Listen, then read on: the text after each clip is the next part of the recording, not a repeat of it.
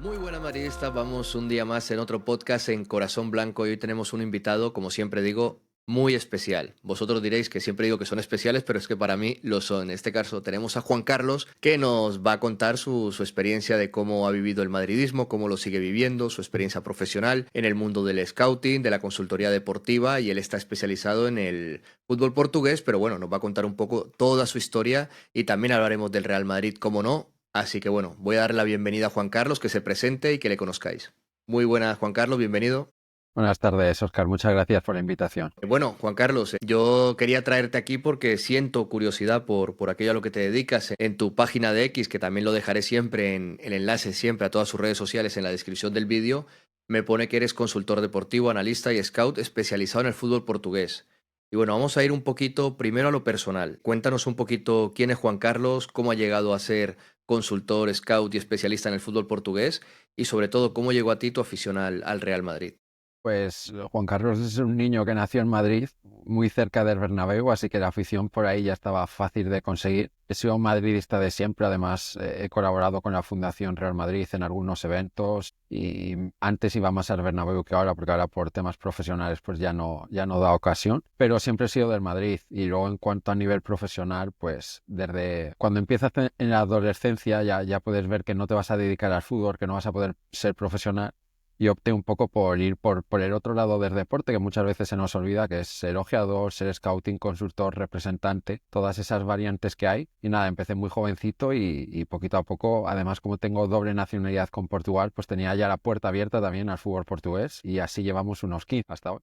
Bastante tiempo dedicándote a esto y cómo, ¿qué recuerdas tú de tus primeras etapas siendo madridista o cuándo fuiste consciente que eras ya aficionado completamente del Real Madrid o qué vivencias te hicieron formar parte del Real Madrid? Yo cuando tenía, yo creo que 7, 8 años, creo recordar, porque obviamente en esas edades uno tiene la memoria muy dispersa. Mi primera camiseta de fútbol que me regalaron fue la de Luis Figo, del 2002 creo que es, o 2000, del centenario, toda blanca, sin nada de publicidad, que es preciosa, de Luis Figo, porque además como era jugador portugués, pues tenía más interés. Y yo desde ahí recuerdo siempre seguir al Madrid. Sí es cierto que cuando yo era más joven era una etapa un poco más difícil porque terminaba el Lyon en Champions.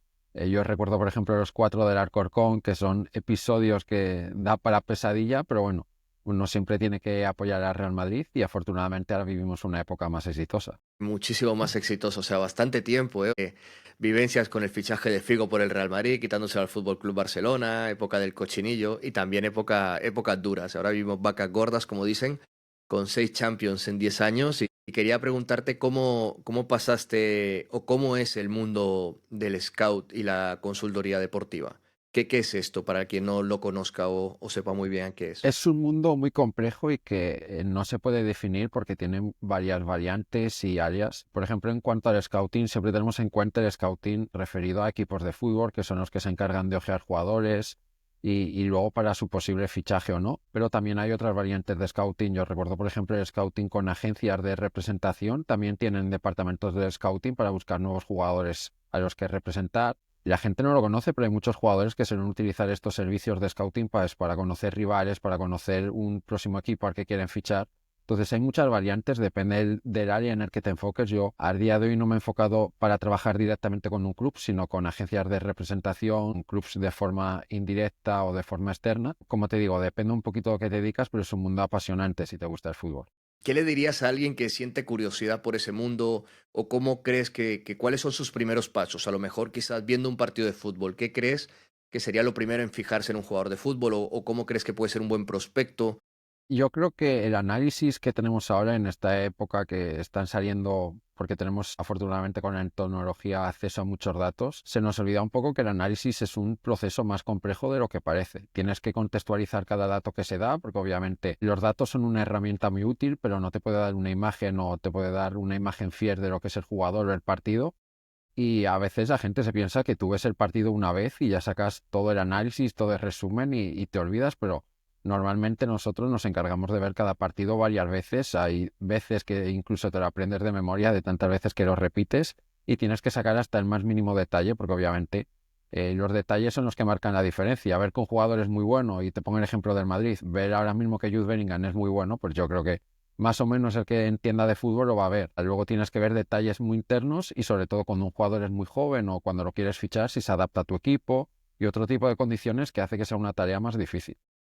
¿Crees que en el mundo actual de la consultoría deportiva, el scouting y tal, hace años era bien sabido que el jugador si era bueno, pero se analizaba poco el entorno, la familia, las pretensiones de la propia familia? ¿Qué grado de importancia crees que ha cogido este tipo de análisis también para complementar el recomendar un fichaje o no?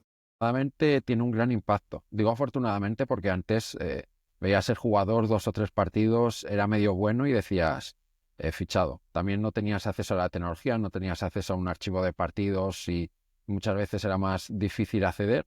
Pero afortunadamente ahora sí tiene un gran impacto. Yo digo afortunadamente porque hace muchos años, cuando yo empecé, por ejemplo, como representante de algunos jugadores, lo normal era conseguir al jugador porque tú tenías grandes expectativas con él o ficharlo y muchas veces se te olvida que es algo que yo siempre me gusta repetir, que son personas. Al final normalmente son gente muy joven además, que está en pleno proceso de maduración y que tienes que tener en cuenta que el jugador te puede estar jugando bien, pero depende de las condiciones. Hay jugadores, por ejemplo, parecerá una tontería, pero hay jugadores que cuando los alejas de la familia se destruyen totalmente. Hay jugadores que en una ciudad encajan mejor que en otra. Las condiciones meteorológicas también influyen. No es lo mismo vivir en Valladolid que vivir en Cádiz, que es lo que le pasaba a México González, por ejemplo. Entonces, yo creo que todo esto influye y afortunadamente cada vez se tiene más en cuenta. Sobre todo reuniones con la familia para conocer el entorno que al final es el que va a estar cerca de él siempre. ¿Y qué grado de importancia crees que, porque entiendo que los datos tenemos acceso todos, pero el desplazarte, el hacerle seguimiento personalizado, me refiero presencialmente, porque muchas veces habrá gente que por disponibilidad o por cambio de zona geográfica, pues a veces le resulta imposible estar en el sitio haciendo un seguimiento. ¿Qué crees que se lleva ahora mismo más? ¿Vale con ver algún vídeo, algún partido o directamente habría que estar en el sitio de, o sea, digamos físicamente viéndolo? Si tú tienes acceso y trabajas de forma profesional a esto, se combinan ambas. Obviamente es imposible porque normalmente los que trabajan de scouting para un equipo de fútbol suelen llegar a tener listas de hasta 7.000 jugadores. Entonces es inviable completamente estar presente físicamente. Lo que se hace son preselecciones, se van haciendo filtrados cuando ya tienes unos jugadores que consideras buenos. Ahí sí tienes que hacer un scouting, sí tienes que hacer un ojeo presencial y muchas veces, sobre todo si son jugadores de categorías inferiores, incluso hacer un scouting personal, hacer una conversación para conocer, pues como digo yo, la mente y conocer también cómo están asesorados. ¿Qué crees que, preguntándote ya un poco por los entresijos de tu profesión en este caso, qué crees que es lo mejor y lo peor del scouting, en tu caso me refiero, o la apreciación que tú tienes de tu profesión? ¿Qué crees que es lo mejor y lo peor? Lo mejor es que al final, si te gusta el fútbol, te estás dedicando a algo que es el fútbol y que por ahí pues no se ve tanto como trabajo. Lo peor es que la gente lo ve como todo beneficios, pero también hay un sacrificio muy enorme. Tienes que hacer muchos viajes, tienes que ver muchos partidos y cuando la gente normalmente está de vacaciones suele ser tu momento de más trabajo porque las navidades, por ejemplo, es el preámbulo al mercado de fichajes invernal. En verano, pues que todo el mundo está en la playa, tú tienes que estar viendo a ver qué jugador ficho, cuál no, este se me ha caído y por ahí también tiene su parte negativa. Yo, como digo siempre, no hay nada perfecto. Ahora, bien, si es algo que te gusta mucho, si es algo que te apasiona, la parte negativa como que tiene menos impacto. Ya, eso desde luego. Lo entiendo más perfectamente porque creo que no se ve, es una parte que no se conoce, que siempre se ve la foto de la presentación del fichaje, no se ve nunca el trabajo que hay detrás. Y creo que por eso que tú estés aquí y no lo cuentes, pues se ve el grado de desgaste que muchas veces puede ofrecer pues una profesión que aunque te guste el fútbol, pues está el desgaste ahí, ¿no? ¿Cómo haces para conciliarlo muchas veces? Eso que dices de las navidades, el verano, el estar siempre pendiente del teléfono, las redes sociales, el X, por ejemplo, en este caso, ¿cómo lo llevas? ¿Cómo lo Es muy gestionas? difícil, yo creo que depende de cada persona. Si me hubieras preguntado cuando yo empezaba, mi respuesta hubiese sido totalmente diferente ahora. Yo creo que personalmente es muy importante el trabajo, es muy importante estar enfocado y obviamente en esas épocas tienes que hacer un esfuerzo extra, pero yo creo que no podemos olvidar nuestras relaciones personales en fechas como Navidad, poder disfrutar con la familia en eventos personales. Tienes que estar presente y no te los puedes perder porque si no el arrepentimiento que te entra luego es horrible. Yo afortunadamente ya he conocido varios entrenadores, varias gente que trabaja en el mundo fútbol que incluso te obliga a asistir. Yo porque no tengo hijos. Mis compañeros que tienen hijos, por ejemplo, les obligan a asistir a las presentaciones de sus hijos en la escuela, cuando hacen presentaciones en el teatro, cosas así, porque creo que es muy importante para la salud mental y para cualquier profesión tener una buena conciliación y poder tener lo mejor de ambas partes. ¿Y qué experiencias nos podrías contar o alguna curiosidad que nos pudieses contar de lo que te ha traído tu profesión en estos años? O sea, ¿qué recuerdos buenos y malos, me da igual lo que tú, expláyate lo que quieras y cuéntanos un poquito. Hay de todo, hay buenos y malos, depende de quién sea el público, les cuenta los buenos o los malos. Desgraciadamente hay de todo. Yo recuerdo cuando empecé a ser representante, pues había momentos buenos, porque al final, cuando tú llevas a un jugador y le estás dando la oportunidad de entrar en un equipo, el agradecimiento de ese jugador, más allá de luego que es tu profesión y que ganas dinero con ella, pues te llena, ¿no? Te llena el alma, te llena mentalmente y eso es muy bonito y pues tienes esas relaciones personales con los jugadores, que siempre es bonito ver cómo crecen, ver cómo van alcanzando sus objetivos, pero la parte negativa es que, por ejemplo, el teléfono está todo el día sonando. La parte negativa es que, pues, yo creo que como todo en el mundo, pero a mí me gusta recalcar que en el fútbol hay mucho egoísmo, también hay mucha envidia y a veces, pues, hay uno que te amenaza y otro que quiere unos intereses y quiere el otro. Y tienes que saber jugar muy bien, tienes que bailar muy bien entre tiburones, como se dice, y es difícil. Yo creo que las experiencias más bonitas es cuando me invitan a un partido de fútbol y puedo ir tranquilamente con mi pase, sin...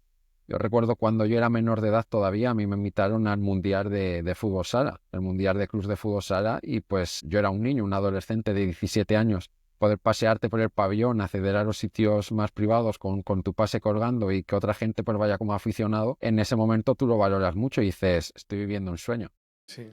Si te gusta el fútbol, pues vas a tener experiencias que te van a marcar de por vida y que la vas a disfrutar. Ahora, a mí siempre me gusta recargar que es muy bonito y si te gusta el fútbol es precioso, pero que nadie se piense que esto va a ser todo un camino de rosas y que va a ser precioso, porque también hay momentos negativos, hay que sufrir mucho. Y bueno, sí, todos soñamos con ser el scouting de Real Madrid, estar en Champions, en viajes, pero desgraciadamente nadie empieza así. Entonces, es un camino muy largo y que hay que meterle mucho trabajo y esfuerzo. ¿Cuáles dirías que son las principales diferencias entre el fútbol portugués y el fútbol español? Tanto a nivel de scouting y a nivel de seguimiento de jugadores, en tu profesión me refiero, como a nivel de competición como tal. La principal diferencia es que una liga como la Liga Española tiene mucho dinero, tiene dos equipos como Madrid y Barcelona que tienen mucho dinero, el Madrid que gana continuamente Champions, es una liga que tiene una estructura mucho más profesional y el fútbol portugués, no quiero decir que sea amateur porque sería tirar piedras a mi propio tejado, pero obviamente no está entre las grandes ligas, si hablamos de Premier, Bundesliga, Serie A y Liga Española, no está ahí. No es que no esté ahí, es que no está ni cerca, que es el problema. En cuanto a scouting, las principales diferencias es que el fútbol portugués lo tiene adaptado desde hace muchos años porque cuando no tienes dinero tienes que crear fórmulas para conseguir jugadores y para conseguir dinero y todos sabemos que en el fútbol la principal forma de conseguir dinero es vender jugadores. Entonces, el fútbol portugués siempre ha tenido un scouting muy avanzado, en algunos casos muy profesional incluso, y que le ha permitido ir escalando y ir saltándose pasos que de otra manera no podría si no tuviera ese dinero. El fútbol español también tiene un buen scouting, pero yo creo que muchas veces no es un scouting tan profesional. Está feo que lo diga de esta manera, pero el fútbol portugués hablamos de equipos que tienen que sacar jugadores de debajo de las piedras, literalmente. Atraer un jugador para la primera división española, y no hablo de Real Madrid, hablo de cualquier equipo aquí de la Comunidad de Madrid, de Getafe, Leganés, al final son equipos de primera división, con salarios bastante altos, tienes oportunidades de dar el salto a un Sevilla. No te digo dar el salto al Madrid, pero dar un salto a un equipo europeo y eso también es atractivo para el jugador. Ahora, fichar un jugador para el Casapía que acaba de ascender a la primera liga, que no tiene mucho dinero, que el estadio es muy pequeñito, que las condiciones son así, obviamente te restringe mucho el mercado y ahí el scouting tiene que trabajar más profundo. ¿Cuál es la principal ventaja que ves tú en esto que dices de que uno en tiempos de necesidad es más ingenioso o se busca más las mañas, como dicen? ¿Cuál crees que es la principal ventaja del consultor deportivo o la persona que realiza scouting en Portugal, por ejemplo, con alguien de la Premier o alguien de la Bundesliga o alguien de la Liga Española en este caso?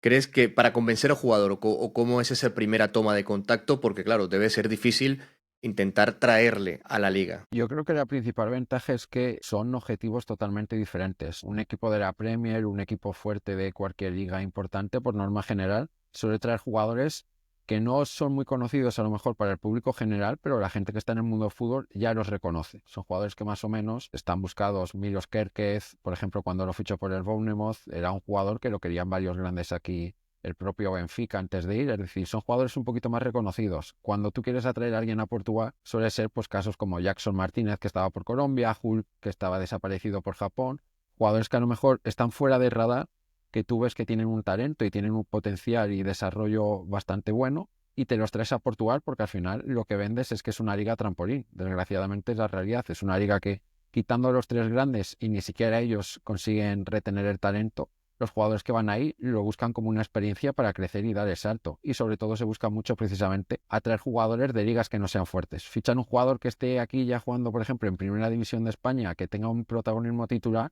quitando los tres grandes es casi imposible. Un jugador que está a lo mejor en Segunda de Colombia, por ponerte un ejemplo, pues a lo mejor sí le apetece más venir a Portugal, probar el fútbol europeo y ver que tiene un salto. Y al final que hay muchos equipos aquí que luego dan el salto dentro de Portugal también. No, interesante, o sea, es que ya te digo que a mí me gusta mucho todo este tipo de cuestiones porque siento mucha curiosidad. Sé que los suscriptores de mi canal también les va a venir bien todo este tipo de conceptos y entender un poquito más cómo funciona el fútbol un poquito detrás de bambalinas, que no deja de ser tan importante como lo que vemos siempre en la entrega de premios. Es que ver siempre la foto del que ha conseguido el Balón de Oro, del que ha conseguido esto o lo otro, al final siempre nos da como una percepción errónea de lo que realmente pasa en el 99% del mundo del fútbol. O sea, ¿cómo te ves tú en los próximos 10 años a nivel profesional? ¿Qué pasos te gustaría dar en tu carrera? ¿En qué trabajas para ir mejorando tu forma de hacer scouting, tu forma de hacer consultoría y conseguir prospectos en este caso? Yo creo que lo más importante aquí es siempre renovarte, es siempre estar aprendiendo. Yo recientemente hice un curso de scouting y análisis de juego, precisamente porque iba a estar inmerso en un proyecto en México que al final por unos motivos y otros no salió, pero yo creo que no te puedes estar estancado, tienes que continuamente estar formándote, continuamente también colaborar con compañeros. Las conversaciones son muy sabias. Yo, por ejemplo, tengo un gran amigo mío que es scouting, que es Felipe, que está en Primera División de Bulgaria y que también lleva el scouting de la selección de El Salvador y que también le gusta mucho seguir el fútbol portugués y muchas veces hablamos y es importante aprender en cada día porque el fútbol evoluciona como todo y no te puedes quedar retrasado porque si no, esta espiral te saca rápido de ahí. Tienes que estar siempre formado, siempre actualizándote y buscando siempre progresar y tener ese mínimo de motivación y de ambición. Entonces yo espero en 10 años, pues Dios me quiera y ojalá que, por ejemplo, estuviese trabajando para el Real Madrid, pero la verdad es que uno en el mundo del fútbol los proyectos que tienes son muy complejos y son muy difíciles de saber cómo te ves. Yo siempre recuerdo cuando yo iba a ir al Mazatlán que tenían un entrenador que habían hecho, que además era español, que son los hermanos gemelos Rescalvo, habían hecho temporadas históricas en el Mazatlán, habían revalorizado jugadores importantísimos que lo convirtieron en las mayores ventas del club y lo despidieron de un día para otro porque la confianza en el fútbol no existe prácticamente para mantener empleados. Entonces siempre tienes que estar progresando y cada oportunidad que te venga, aceptarla y aprovecharla. Esperemos que verte en unos años cumpliendo muchos de tus objetivos, da igual, yo creo que da igual al final el equipo, sino que uno se sienta realizado al final en aquello que está haciendo, independientemente que sea un Real Madrid o lo que sea, siempre que te sientas realizado con tu profesión y que hayas conseguido los objetivos que te has marcado a nivel personal, yo creo que lo más importante, así que esperemos que sí, cruzamos los dedos de que así sea. ¿Cómo fueron tus inicios? ¿Has trabajado con algún club español? ¿Has trabajado en la Liga Española o siempre has estado en la Liga Portuguesa? No, mi principal enfoque ha sido la liga portuguesa. Siempre, ya digo, al ser doble nacionalidad, pues siempre me ha interesado la liga portuguesa y es una liga que saca mucho talento y que está muy infravalorada y que no tiene el foco. Entonces yo ahí vi también una oportunidad de poder explotar un poquito y yo desde que empecé mi prioridad siempre ha sido la liga portuguesa. Aquí en España no he trabajado con algún club más allá de un pequeño paso con el Cádiz, pero no fue como scouting, fue como la relación de los aficionados y otro ambiente totalmente diferente. Pero si nos centramos en lo que es fútbol, scouting y consultor deportivo, siempre ha sido el fútbol portugués mi prioridad. ¿Qué pasó en esa relación, si se puede saber, con el Cádiz o qué experiencia tuviste con el Cádiz? El Cádiz fue un paso de mi vida que fue bastante importante porque estuve varios años. Yo inicié como aficionado del Cádiz, inicié con contratos con el Cádiz. Fundamos aquí una asociación para aficionados del Cádiz en Madrid, precisamente, de la que yo era presidente, que está feo que lo diga yo porque yo era el principal responsable, pero hicimos un muy buen trabajo aquí. Además, fueron en años que el equipo estaba en segunda B y el trabajo era muy difícil. Y eso me dio la oportunidad de entrar también en conversaciones con cosas del Cádiz en cuanto a fichajes. Yo recuerdo que salió una noticia muy famosa de que siempre pongo como ejemplo de Joao Meira, que es uno de mis grandes amigos que he hecho en el fútbol, que sonaba para el Cádiz precisamente porque yo estaba entre medio de los dos. Entonces fue algo muy divertido y bueno, luego todo finalizó porque el Cádiz iba a sacar unas acciones a la venta, yo iba a comprar un paquete de acciones para ser, pues no el propietario, pero tener un paquete de acciones, ser accionista del Cádiz y se me pasó por harto, no se me dio la oportunidad de comprarlas y eso sumado a que había cierta relación con algunas personas del Cádiz que estaban un poco distante, pues uno tiene que aceptar y dar un paso al lado, y es lo que hice yo en su momento, lo dejé atrás y iniciar otro proyecto, porque así es la vida. Y el otro día estaba, porque sí, tiene un canal de Twitch, que luego dejaré también el enlace en la descripción del vídeo. Contabas una historia muy curiosa que a mí por lo menos me gustó mucho. Lo de la celebración del Cádiz llegando al autobús, que estuviste hablando, Eso poniendo las imágenes, fue 2011, creo. Fue 2011. por 2010-2011. Fue el playoff de ascenso a Segunda División, el Cádiz y Lugo, la vuelta. Que además ese Lugo es el de Quique Setién, que se asciende, y luego ya sabemos que Quique Setién acabó siendo entrenador del Barcelona en un momento. Fue ese partido que estuve yo ahí, pues obviamente creo que fue de mis primeras veces en Cádiz, y recibimos el autobús en una época en la que el fútbol era muy, muy distinto a lo que es ahora. Incluso el estadio Ramón Carranza, que ya ni se llama así, se llama Nuevo Mirandilla, pues tenía a los aficionados muy cerquita de las porterías, a ras de suelo. Era un chico, yo creo recordar que tendría 17, 18 años en esa época, y fue una experiencia brutal, porque yo siempre he dicho que lo más bonito del fútbol suele ser los aficionados y suele ser el sentimiento que existe y ese recibimiento, que hay imágenes por internet como el propio vídeo que mostré y tal.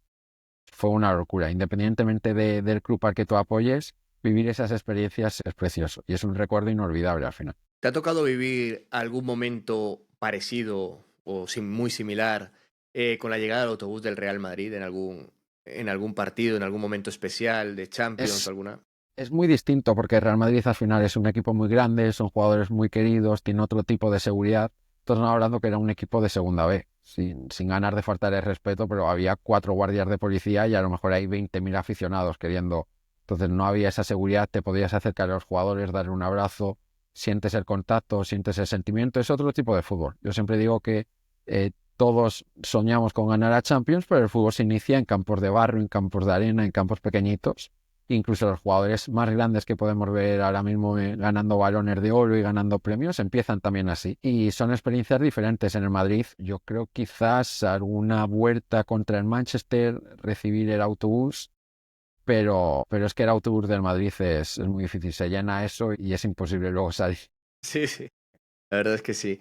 Volviendo un poco a la liga portuguesa y contando ya esta anécdota tan curiosa, porque yo lo estaba viendo en directo el otro día en Twitch, y la verdad es que me resultaba, viendo la cantidad de gente que había, incluso hasta decir, hostia, o sea, tiene que te agobiar ahí estar ahí dentro, ¿no? Pero volviendo un poco a la liga portuguesa, eh, ¿qué prospectos ves en la liga portuguesa ahora mismo que en los próximos años crees tú que van a llamar la atención? Ahora mismo estamos con Jokeres, está en el Sporting de Portugal. ¿Qué otros jugadores crees que en los próximos años van a destacar, o qué te llama a ti la atención que no conozcamos tanto, por ejemplo? Pues hay un montón de jugadores, porque al final la Liga Portuguesa tiene un talento espectacular. Y no solo en los 3 grandes equipos, porque muchas veces ponemos el foco en los 3 grandes, que son los importantes, pero por ejemplo, a día de hoy que lo estamos grabando, creo que ya es prácticamente oficial que la Juventus va a fichar a Alberto Costa, que es un lateral derecho del Vitoria Sport Club de Guimarães. Entonces, fuera de los grandes también hay talentos muy, muy importantes. Barcelona está un poco más dicho, ¿no? Trincado, porque el Barcelona le destruyó un poco la imagen, pero tampoco jugaba en los 3 grandes. Hay muchos jugadores con talento fuera de ahí, pero si entramos dentro de los jugadores más llamativos, además de Gyökeres, que obviamente yo creo que no hay nadie que no le conozca. Rodrigo Mora del Porto pinta muy bien, que es un chiquito de 17 años, media punta, así con el pelo rubito medio. Es un jugón, es espectacular. Dentro del mismo Porto tienen a Martín Fernández, que es otro chiquito de 17 años, lateral derecho, que también pinta muy bien. Como digo siempre, los jugadores pueden ser mejores o peores, pero no todos valen para el Madrid, y que un jugador no sirva o no tenga nivel Real Madrid no significa que sea malo. El fútbol además es muy amplio y el Madrid es la guinda del pastel. Dentro de esa pirámide hay muchos equipos también buenos en los que pueden jugar jugadores de calidad. Estos dos yo creo que son los prospectos así más importantes del Porto. Luego el Sporting de Portugal al final, que es el equipo que más viral se ha hecho, además de Gyökeres, pues tiene a Diomandé, que es un jugador que personalmente me encanta, Gonzalo Ignacio, tiene Pedro Gonçalves Pote, que también es un jugador muy interesante que sigue en Portugal y ojalá del paso en el futuro. Jurman en el centro del campo yo creo que también puede ser un jugador muy válido para la Premier por una cantidad de dinero razonable. En el Benfica, Alexander Ba, yo creo que también en el futuro se va a ir. Tomás Araujo, Antonio Silva se hablaba que iba a la Juventus, pero al final parece que este invierno se queda. Al final el fútbol portugués saca muchos talentos, y si sabes definir muy bien cuál es tu objetivo, lo defines bien, y obviamente no te metes en problemas económicos, porque es la otra contraprestación que lleva en el fichaje. La Liga Portuguesa yo creo que es un mercado muy interesante para fichar. O sea, pues Samu, el delantero del Porto, que se me olvidaba que es español sí. también. O sea, hay bastantes jugadores interesantes, los que dejaré también, iré poniendo imágenes cuando edite todo esto. Hay bastantes entonces que en los próximos años nos darán mucho de qué hablar. Y hablabas antes de que en la liga portuguesa, en este caso, y en el tema del scouting, hay que ir a por el jugador, que convencerle para que vengan. Por ejemplo, convencer a un jugador como Gyökeres, que no quiero decir que no le conociera a nadie, porque seguramente alguien también le estaría haciendo seguimiento, no un equipo top de la Premier, pero a lo mejor un equipo de mitad de tabla para abajo en su momento. Convencer a un jugador de este tipo tiene que ser bastante complicado, ¿no? Porque entiendo que no sería el único club que le estaría siguiendo.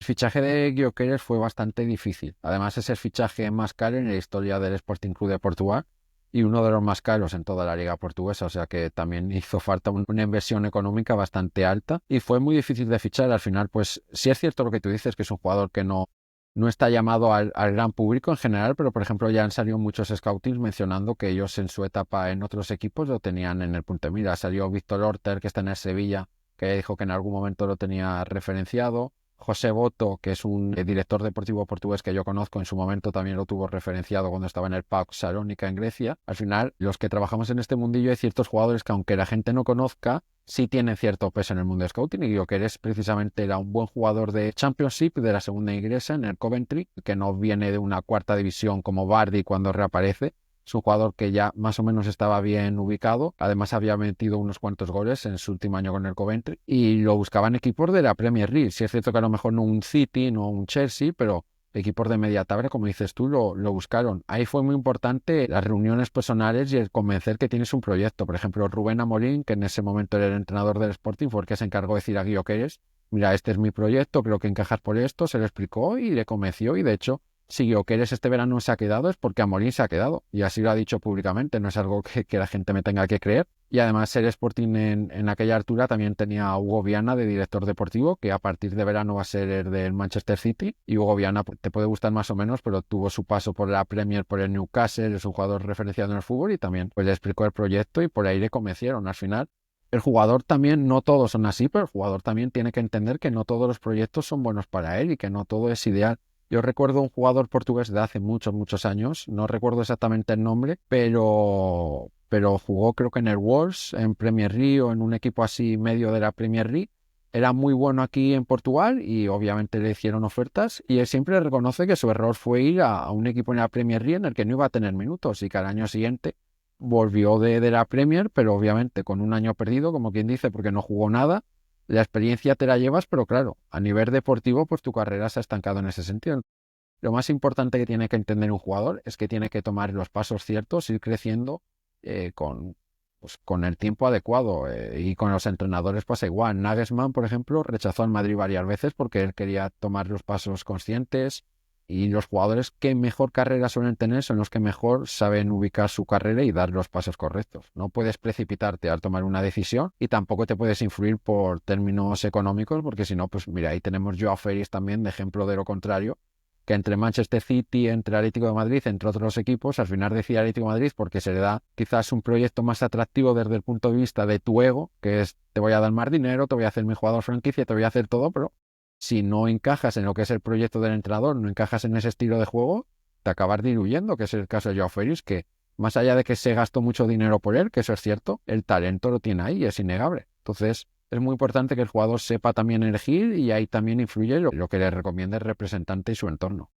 Lo importante, sí, porque lo de Joao Félix, sí, la verdad es que fue como, creo que escoger en el momento adecuado de su carrera el peor proyecto posible para él como jugador. Y a nivel profesional, con un entrenador como el Cholo Simeone, que ese perfil de jugador no le gusta tanto, entonces fue como una operación un poco rara, ¿no? Yo nunca la llegué a comprender por parte ni del Pero, Atlético de Madrid ni por parte de Joao Félix, ¿no? claro, pero es que de hecho fue decisión suya, porque Jorge Méndez, que era su representante, le dijo que no era la mejor opción. El director de las categorías inferiores del Benfica le dijo que no era la mejor opción, y él optó por esa. Pues vuelvo a lo mismo. Al final es gente joven que también tiene su ego, su mentalidad, y claro, entre ser uno más del Manchester City, que está muy bien, o ser el Atlético de Madrid, el jugador franquicia, que te van a meter un montón de dinero, ¿qué tal? Pues le llamó la atención más eso, y acabó tirando su carrera a la basura. Te iba a preguntar antes. Has utilizado la palabra referenciado. Esto es lo que hablábamos antes o que me contabas antes respecto a la criba que se hace de 7.000 jugadores. que en los informes se va quedando en los papeles, y eso es una referencia que tienes dentro de esa cantidad tan ingente de jugadores que maneja cada agente de scouting. Sí, es que nosotros vemos fútbol todo el año. Un scouting ve fútbol todo el año buscando jugadores en todas las ligas y cada partido que ves, pues fácilmente te puedes apuntar 2 o 3 jugadores. De ahí tú pones tus anotaciones y la mayoría no van a pasar el primer filtro, de hecho. Pero ya los tienes ahí por si en algún caso en el futuro lo necesitas. Se hacen seguimientos de muchos jugadores. Y lo que pasa es que obviamente no vas a fichar 7.000 jugadores, como quien dice. Tú luego de ahí tienes que ir filtrando y muchas veces tienes que filtrar por lo que necesita el equipo, por posición, qué perfil de jugador y muchas veces por qué calidad. No puedes referenciar un jugador que tú tienes con o tienes previsto que va a tener un potencial para ser un buen jugador, que pueda ser un reemplazo, un sustituto y cuando necesites un titular ir a por él, porque obviamente no va a ser acorde y ya por ahí va a fallar el fichaje. Jugadores hay muchos y cada uno depende para un contexto diferente, pero claro, tú inicias la lista con todos los jugadores que hayas visto en tu vida, que pues, te puedes imaginar cuántos salen de ahí. Te quería preguntar también por una cuestión que está relacionada con el Big Data y te voy a poner un par de ejemplos, ¿no? El Big Data se venía utilizando de la de la Major League Baseball, por ejemplo, la NFL para buscar prospectos, pero ¿crees que en el fútbol se ha abusado del Big Data? Y te pongo el ejemplo, por ejemplo, porque esto reventó en el fútbol cuando el Leicester de Rainieri, cuando se encontró a Kanté, que jugaba en la segunda o tercera división francesa, y buscó al jugador que más balones recuperaba de Europa, se contó en su momento, y a partir de ahí pues salió N'Golo Kanté, que no le conocía absolutamente nadie, seguramente algunos, ahora que conocemos la palabra referenciado, yo ya me la he quedado, le tendrían varios agentes referenciados seguramente, pero quien apostó realmente por él fue a base de informes del Big Data. ¿Crees que se ha abusado bastante del Big Data en general en el mundo del fútbol y si ha servido como herramienta para especular con algunos jugadores? Creo que como una herramienta útil es muy buena y las métricas, si las sabes utilizar bien, son muy buenas para hacer filtraciones y pues para intentar buscar otros objetivos. Lo que sí creo es que nos equivocamos si entendemos el Big Data en el fútbol como el que tú has dicho, el Moneyball del béisbol y de deportes norteamericanos. Primero porque el fútbol y el panorama del fútbol es muy distinto a las franquicias y el deporte estadounidense. Entonces no lo podemos comparar ni podemos imitar ese modelo. Yo creo que, por ejemplo, en el béisbol, que es un deporte que yo no tengo muy seguido, pero entiendo un poquito, juegan 240 partidos al año. Entonces, obviamente, las estadísticas tienen un peso enorme y obviamente, pues, también tienen un fair play financiero, como tenemos aquí, pero distinto de distribución de salarios, de cuánto puedes pagar a cada jugador. Y obviamente el Big Data en ese tipo de deportes, por ejemplo, y en ese contexto en el que tienes tus franquicias y de ahí no hay nada más, está muy bien entendido, pero el Big Data aquí en Europa, pues tienes también que contextualizar los datos, que es algo que a mí siempre me gusta repetir. Tienes que entender cada dato para qué sirve, porque el béisbol, pues al final, no quiero que se une como un menosprecio, pero es un deporte en el que bateas, recoges el balón, hay unas métricas que sí se pueden evaluar realmente, pero en el fútbol, ¿cómo puedes valorar el impacto que tiene un jugador? Es decir, un jugador, aunque no esté dando un paso, puede estar dando un sacrificio. Tienes que valorar si el jugador sabe saltar bien a la presión, si sabe bien cuándo entrar al espacio, desmarques. Hay ciertas cosas que el Big Data no lo acaba de ver del todo. Entonces, si tú lo utilizas como una herramienta útil y te apoyas en ello, está perfecto, pero si lo utilizas como el Milan, que echó toda su dirección deportiva, incluido una leyenda como Mardini, para centrar sus fichajes en el Big Data, pues ahí tienes el ejemplo de cómo le está yendo. No te va a funcionar nunca porque en el fútbol es un modelo que no se puede implementar. Ahora, si bien es cierto que cada día se utiliza más, pero yo creo que está muy bien utilizado sobre todo para la preparación de partidos, para el cuerpo técnico de entrenadores y las jugadas a balón parado, por ejemplo, cuando tienen que centrar al segundo palo y tal, más allá de querer fichar un jugador, porque cuando quieres fichar un jugador, te puede decir que es el mejor robando jugadores, pero eso se puede deber a muchos factores y o también puede que ese jugador que roba muchos balones juega en un contexto de equipo que le favorece, pero luego en tu equipo no hay esa posición. Entonces, para fichar, si lo utilizas como herramienta, perfecto. Si te vas a hacer en el Big Data, la mayoría de veces te vas a equivocar. Vale, vale, es que he visto que ha habido como un pequeño boom con el tema del Big Data y parece que era el Big Data sí o sí y que esto era el que te daba un intangible, ¿no? Contar el jugador sí o sí perfecto y ya está, pero simplemente por meras métricas. Entonces, este Claro, contexto que das es bastante interesante. pero es que el Big Data no valora cómo juega el jugador, no valora ciertas situaciones del partido, no valora la mentalidad del jugador. Al final te da la estadística, pero tú cuando fichas un jugador, lo que esperas es que te rindan no solo cuando las cosas van bien, sino cuando van mal, cuando hay un contexto de partido que no es favorable y que hay muchas veces que incluso la gente humana nos equivocamos, imagínate la tecnología. Y siempre ponemos el ejemplo, Cristiano Ronaldo es un enorme jugador, pero había mucha gente que consideraba que no era el mejor jugador del Sporting de Portugal en aquel momento. Y fíjate luego en lo que ha acabado. Por eso es muy importante, yo creo, que la valoración personal, y por eso el scouting sigue dependiendo de personas humanas. ¿Cuál es el mejor consejo que le darías tú a un jugador que lo estás llevando tú a la hora de aconsejarle para dar, depende de qué pasos en su carrera o cómo es ese proceso? Yo intento ser siempre sincero con el jugador y plantearle todos los escenarios. Al final la decisión va a ser solo suya porque es su vida.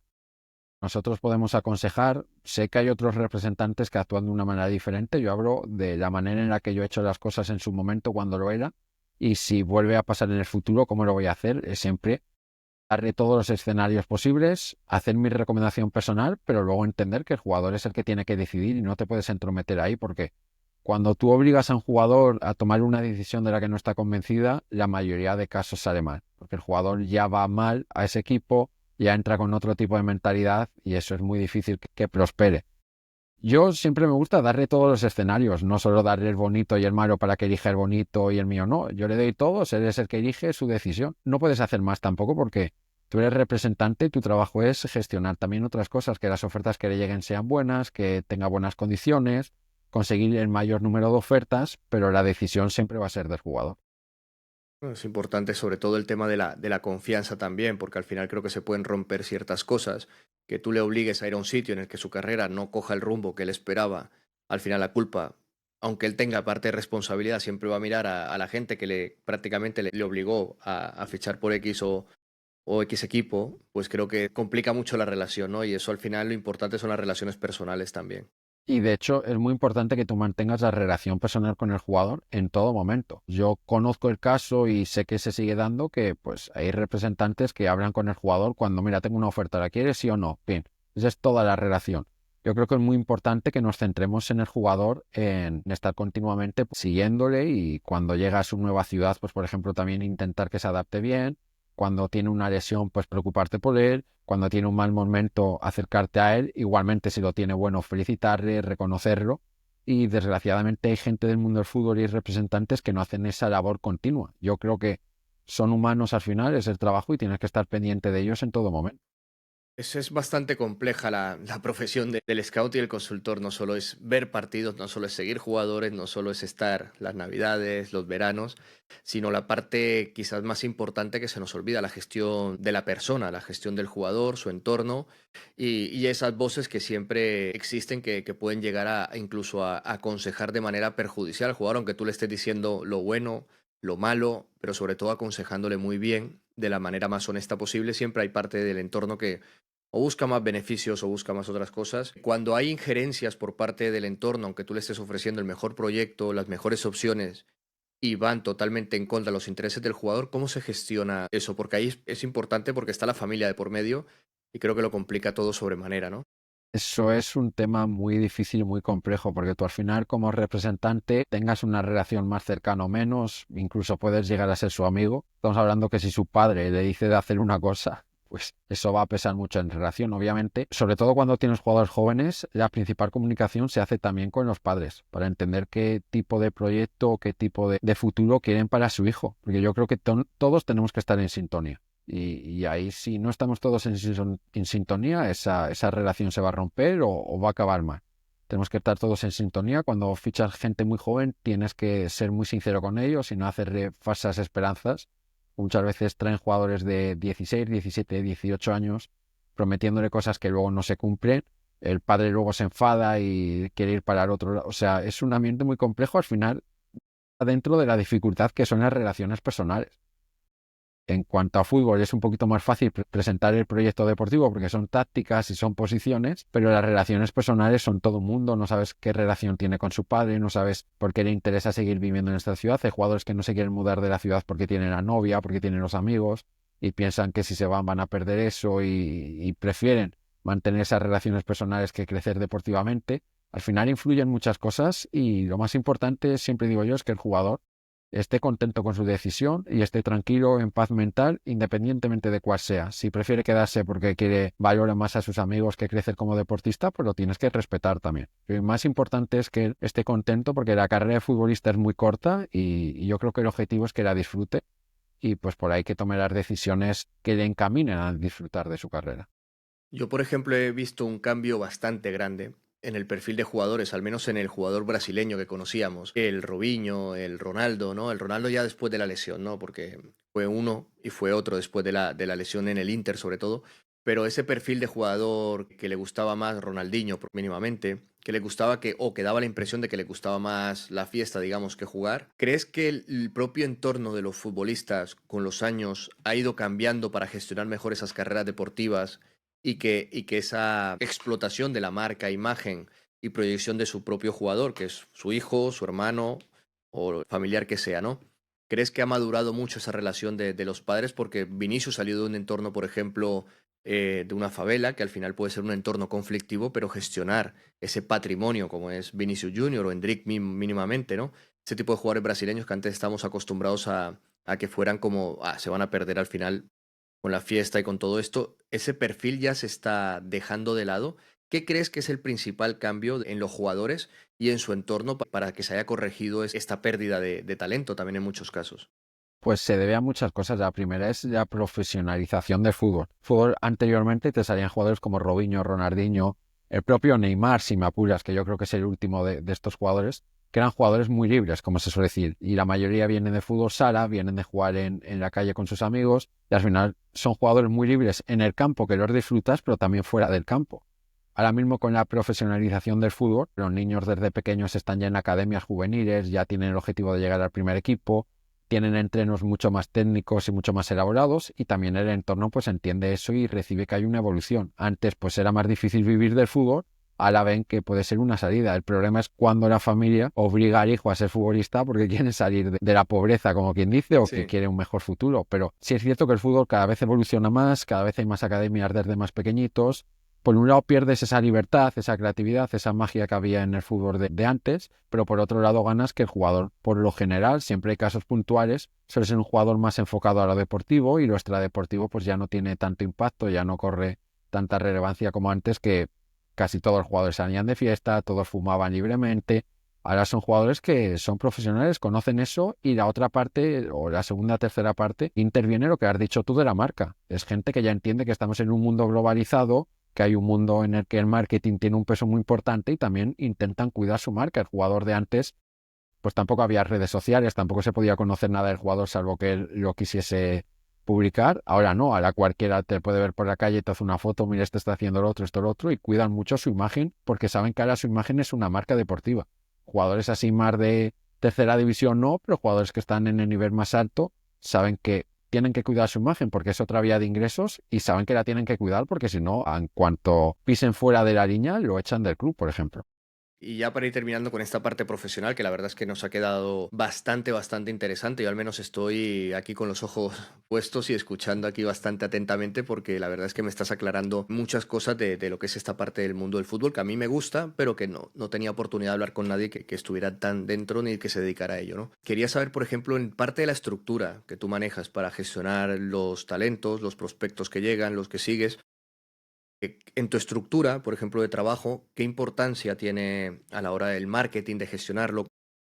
¿Tienes una figura en la que te puedas apoyar para intentar desde la primera etapa de que ves que ese jugador puede llegar a algo, para empezar ya a diseñarle una imagen, la marca que vaya preparándose para todo lo que le va a venir?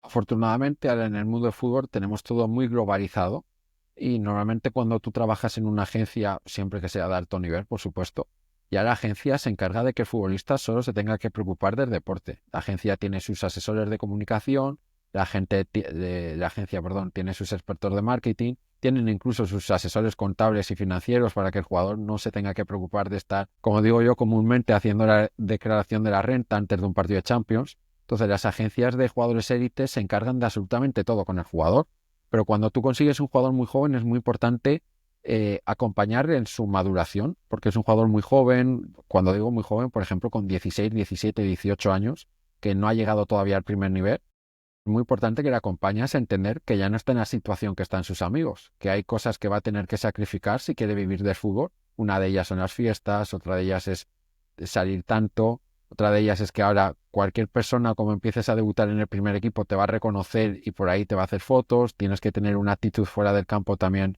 no modélica, pero por lo menos no problemática. Y es que el marketing ahora en el mundo del fútbol, más allá de la imagen, que siempre es importante, porque muchas veces ahora los fichajes, a veces, no es que este jugador me suena porque le he visto el post, porque tal, es que te puede valer tu puesto. Si tienes una imagen, no hablo tanto de marketing, pero si tu imagen pública es de ser un jugador problemático, obviamente te van a descartar los equipos. Entonces ya no es tanto por el dinero extra que vas a recibir, sino porque tu carrera deportiva ahora se influye de la imagen que das. Antes no, antes yo recuerdo siempre el caso de Neymar, que en la final de la Libertadores con el Santos se dio a patadas con los jugadores de Peñarol y no le influyó negativamente. Si eso pasa a día de hoy, ya crea una imagen negativa en su contra, ya es más difícil que jugadores le quieran porque ya van a poner sobre él la duda de es un jugador violento, va a venir aquí, se va a pelear. Y es muy importante no solo por el tema de marketing, que encantados estamos todos de que haya más ingresos, sino que Scar incluso se valore en un fichaje. Este jugador, mira, me va a hacer vender más camisetas, por ejemplo, y todo esto. O sí, la imagen y lo que acompaña esa imagen, qué me aporta, qué me reporta, cómo incrementa mi valor de marca también. Es una inversión también en tu propia marca, porque todo lo que traigas conflictivo supongo que te genera pérdida de valor si el jugador termina envuelto en algún tipo de escándalo y todo este tipo de cosas, ¿no? De manera constante o puntual, me da igual. Entonces creo que sí. La marca y la ausencia, porque por ejemplo Rodri no tiene marca y precisamente no tener marca le ha hecho ganar un Balón de Oro casi.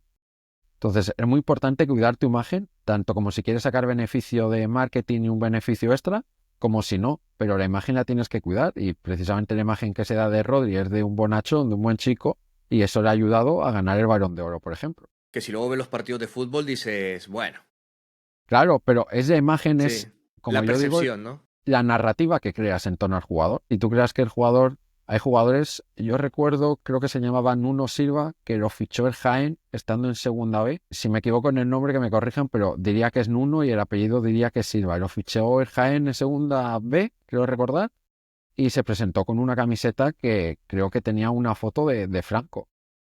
Y Nuno Silva era un jugador portugués que desconocía quién era Franco y el asesor de comunicación del Jaén no le dijo nada, se apareció en rueda de prensa, se hizo viral y ya la imagen del jugador que se creó es que era un franquista, que era un jugador que apoyaba eso y el chico no sabía nada, el chico era un chico que acababa de llegar a Jaén, venido de Portugal, vio una camiseta, le gustó, no sabía quién era, se la puso y mira lo que pasó. Entonces ahora afortunadamente eso lo cuidan más y también es que vivimos en una época en la que es más fácil cancelar, es más fácil que te tiren tu trabajo por una mala imagen, entonces claro, la cuidas más. Todo lo contrario, por ejemplo, que Vinicius Junior, ¿no? Que se ha creado quizás por parte de algunos medios de comunicación, que se sobreexpone más cada gesto, se subtitula más cada palabra que dice, no de los rivales, se crea un relato de la persona que quizás no tiene que ver con la realidad, aunque él es verdad que con gestos no ayuda a que ese relato pierda fuerza, sino que como siempre está el foco en su reacción y no en lo anterior, pues se crea un relato del tipo de persona que es y se construye esa imagen, ¿no? De persona quizás conflictiva, ¿no? Digo por hacer el Sí, contraanálisis a lo de Rodri, ¿no? pero el caso de Vinicius es que es muy paradójico, porque mientras le critican que su actitud en el campo le ha hecho perder el Balón de Oro, porque es lo que se dice, al mismo tiempo le están dando premios por lo que hace fuera del campo. Entonces, ¿cuál es el problema aquí? ¿Cuál es la imagen que nos quedamos? Porque hay que recordar que en la gala del Balón de Oro, en esta no, en la anterior o dos anteriores, en la del FIFA, le dieron el premio como por sus acciones, no recuerdo Premio el nombre del Sócrates premio, fue. eso, premio Sócrates, por sus acciones fuera del campo. La liga con todo este tema del racismo, en cuanto puede, se alinea con Vinicius porque es una pelea contra el racismo y que Vinicius la encabeza. Entonces, claro, ¿cuál es la parte con la que nos vamos a quedar con Vinicius? Es que el caso de Vinicius es un poco paradójico Sí. porque tiene una imagen fuera del campo buena que el resto, incluso que están en su contra, intentan aprovechar, pero luego para el campo y para darle otros méritos deportivos, pues ahí ya miramos otro lado. Entonces es un Sí. poco difícil de entender. Por eso lo traía a colación, porque dije, me parecía muy curioso lo del tema de Rodri, que luego le ves en actitudes y otras cosas, o Vinicius cuando celebra un premio no se acuerda ni siquiera de nadie en absoluto, y que la persona que es la que no tiene redes sociales, con cómo se ha construido el relato, que tiene una carrera, que en fin, que tiene todas estas cosas, y luego lo ves celebrando y acordándose de Vinicius en este caso, pues dices, hostia, pues tampoco es tan, Claro, tan buen en actor como lo han querido vender, ¿no? En esto la prensa influye muchísimo, obviamente. En un mundo en el que ya no es tanto la prensa del periódico y la radio como hace 20 años, sino los que están en Twitch, YouTube, Twitter, bueno, ahora X o diferentes redes sociales, TikTok, todo esto, influye muchísimo a crear un relato y una narrativa acerca de un jugador e intentar que la masa esté a favor o en contra de él. Por eso yo siempre digo que el mundo del periodismo o el mundo de la opinión debería ser un mundo muy objetivo que solo trasladase datos e información para que cada persona elija de qué lado está, y por desgracia es todo lo contrario, es un mundo que se mueve a base de intereses y que si estás en su contra te va a hundir, y como estés a favor suyo, por muy abajo que estás, te va a upar a lo más alto. Y ya para ir terminando con esta parte más profesional tuya, para ya meternos un poquito también en profesional y personal, ¿no? De tu profesión, para ir metiéndonos ya luego en el tema Real Madrid propiamente dicho, el mundo de X, porque donde yo te conocí, pues en el Chiringo, como ya la gente, mis suscriptores seguramente lo sepan, pero en X, ¿cómo se convive? Siempre lo pregunto a los que estáis muy metidos en esta red social, ¿cómo se convive en esta jungla? Porque yo veo elementos que digo, hostia, no sabía que existía este tipo de personalidades que se encuentran en X para intentar razonar algo, ¿no? Entonces, ¿cómo vives una persona que se dedica al mundo del scouting, que opina también sobre el Real Madrid, sobre fútbol en general, lo que se vive ahí dentro de esa red social? Claro, y es que afortunadamente, seguramente ser que menos seguidores tiene de todos los que ha venido aquí, porque yo plataformas como X las intento utilizar muy poco, no soy muy activo. Lo utilizo para publicar varios mensajes que a mi forma de ver son relevantes, y intento no meterme en líos y polémicas porque eso es una jungla, ¿no? Peor dicho. O sea, yo de hecho la plataforma X, antes de conocer a Rodríguez el Chiringo y meterme un poco más a que la gente entendiese mi opinión pública, era una plataforma que utilizaba para contactar con directores deportivos, jugadores. De hecho, ahora no, porque Rodríguez el Chiringo, que yo empecé a hacer Twitch y tal, ha cambiado un poco el escenario, pero hace años el 80% de mis seguidores eran scouting, directores deportivos, representantes. Entonces yo no tenía ningún problema. Si es cierto que ahora que estoy un poco metido en la opinión pública de forma directa o indirecta, recibes comentarios que es que se basan en el anonimato y que te pueden poner cualquier cosa, te pueden criticar cualquier apunto. Yo recuerdo con el Mundial, yo creo que fue las veces que más me han funado en un periodo de tiempo muy corto. Lo de la Turbe Argentina era espectacular. Eran en masas, te venían, te criticaban todo, te enviaban privados diciendo no pises mi ciudad que te voy a matar. Y son cosas que obviamente la mayoría de ellos lo hacen desde el anonimato. Es muy difícil. Yo por eso a plataformas así de redes sociales no le hago mucho caso, porque eh, si fuese una plataforma, es una plataforma útil. Yo, como digo, todo es bueno hasta que tú le das un mal uso. Entonces yo intento rodearme y que mi círculo sea un círculo seguro, sea un círculo en el que yo pueda opinar, en el que me da igual lo que opines, siempre y cuando tengas un mínimo de respeto y educación. Me da igual si opinas que la Miñamar es el mejor, que el Barcelona es 20 veces mejor que el Madrid, que tengas una opinión totalmente contraria a la mía. De hecho, muchas veces me gusta hablar precisamente con gente que tiene opiniones diferentes a la mía, porque yo siempre digo, ahí está el debate, ahí está el aprendizaje, pero siempre lo que no podemos olvidar y lo que no se puede negar es el respeto y la educación, que por desgracia es algo que en plataformas como X falta mucho, porque la mayoría están en el anonimato y Sí. detrás de una pantalla también. Sí, sí, no, a mí me ha caído mucho cuando he explicado, cuando se dijo aquella famosa frase de que Messi era talento y Cristiano era trabajo, ¿no? Que yo lo único que debatí fue y es más, busqué datos de jugadores de fútbol que midieran menos de 1,60. Lo que pasa es que nunca iban a llegar quizá no han llegado al nivel que pudo llegar Messi, pero yo argumentaba que Messi me parecía un jugador estratosférico, o sea, con un talento natural brutal, pero que no se le iba la vida, ¿vale? Que no iba a dejar de vivir, ni iba a dejar de jugar al fútbol si no hubiera recibido el tratamiento con las hormonas de crecimiento, ¿no? Yo argumentaba que eso está prohibido en prácticamente todos los deportes olímpicos porque te genera una ventaja competitiva, punto. Y basándome en eso y viendo que no le costaba la vida, porque si es una cuestión de vida o muerte, yo lo valido, ¿no? O sea, no voy a, Claro. ¿vale? Pero a nivel solo, porque es que este chico tiene talento, pero no tiene la estatura y no tiene esto, y voy a hacerle este tratamiento, pues yo decía que ponía mucho más en valor la carrera de Cristiano que la de Messi, pero por ese condicionante, no por el talento, sino, o sea, Cristiano es trabajo, sí, pero es que Cristiano, imagínate a Cristiano con un tratamiento con hormonas de crecimiento, qué clase de bestia generacional hubiéramos diseñado ahí, ¿no? Entonces yo lo ponía en valor y me cayó pues de todo, sí, te dicen de todo. Yo siempre digo que yo en mis directos o en mis chats o lo que sea, siempre digo, podéis opinar lo que sea, puede venir alguien del Barcelona, puede venir alguien de donde sea, pero siempre con un mínimo de respeto por la opinión de los demás, independientemente que sea el Barça o no, depende del equipo que sea. El respeto, si se pierde al final ya se me hace muy pesado y empiezo a bloquear gente, ¿no? Porque traigo un Claro. invitado, ¿no?, a estarte faltando al respeto a ti porque opinas de una manera. Y insisto que también estoy de acuerdo contigo en el debate, que me parece que enriquece y que aprendemos muchas cosas. Yo hay veces que me quedo callado escuchándoos ahí en el chiringo y estoy aprendiendo también porque quizás mi cabreo me dais otra perspectiva de lo que ha pasado y creo que ahí es donde está el aprendizaje y donde podemos contribuir también después. Claro, es que al final lo malo de esta nueva cultura de la cancelación, por así decirlo, es que polariza mucho el debate. En cuanto la otra persona no tiene una opinión que sea de tu agrado, es tan fácil como decir, tu opinión no es válida porque te cancelo, porque esto y tal, porque no está de acuerdo a mis parámetros. Yo creo que siempre y cuando dentro de, en cierta medida, de la mesura, de la lógica y de la educación, el debate es lo mejor que puede pasar. Yo cuando más he aprendido cosas es cuando la otra persona no opinaba lo mismo que yo, porque entras en un debate en donde das argumentos, recibes argumentos, donde puedes aprender, que yo creo que siempre es muy importante. Y fíjate, no siempre vas a estar tú en lo correcto. Hay veces que la otra persona te da otro punto de vista y dices, ese punto de vista no lo había visto así, no se me había ocurrido y es el correcto, de hecho. Entonces, a mí me encanta el debate, pero para tener un debate que sea constructivo tiene que partir de la base de que haya una educación y un respeto por la opinión del otro y que pues se intente argumentar en base a pues, argumentos de peso, ¿no? Tu opinión no vale porque no es igual que la mía y pues fuera de aquí. Polariza mucho el debate porque siempre vas a estar en un extremo y siempre, pues siempre que te rodeas de gente que opina igual que tú, pues la vida es fenomenal porque nadie te contradice. Al final acabas siendo más tonto, como digo yo, porque te acabas Sí. en tu mismo argumento toda la vida y llega un momento que es que no te ha dado tiempo a ver otra forma de ver la vida, otra forma de ver el fútbol, otra forma de entender.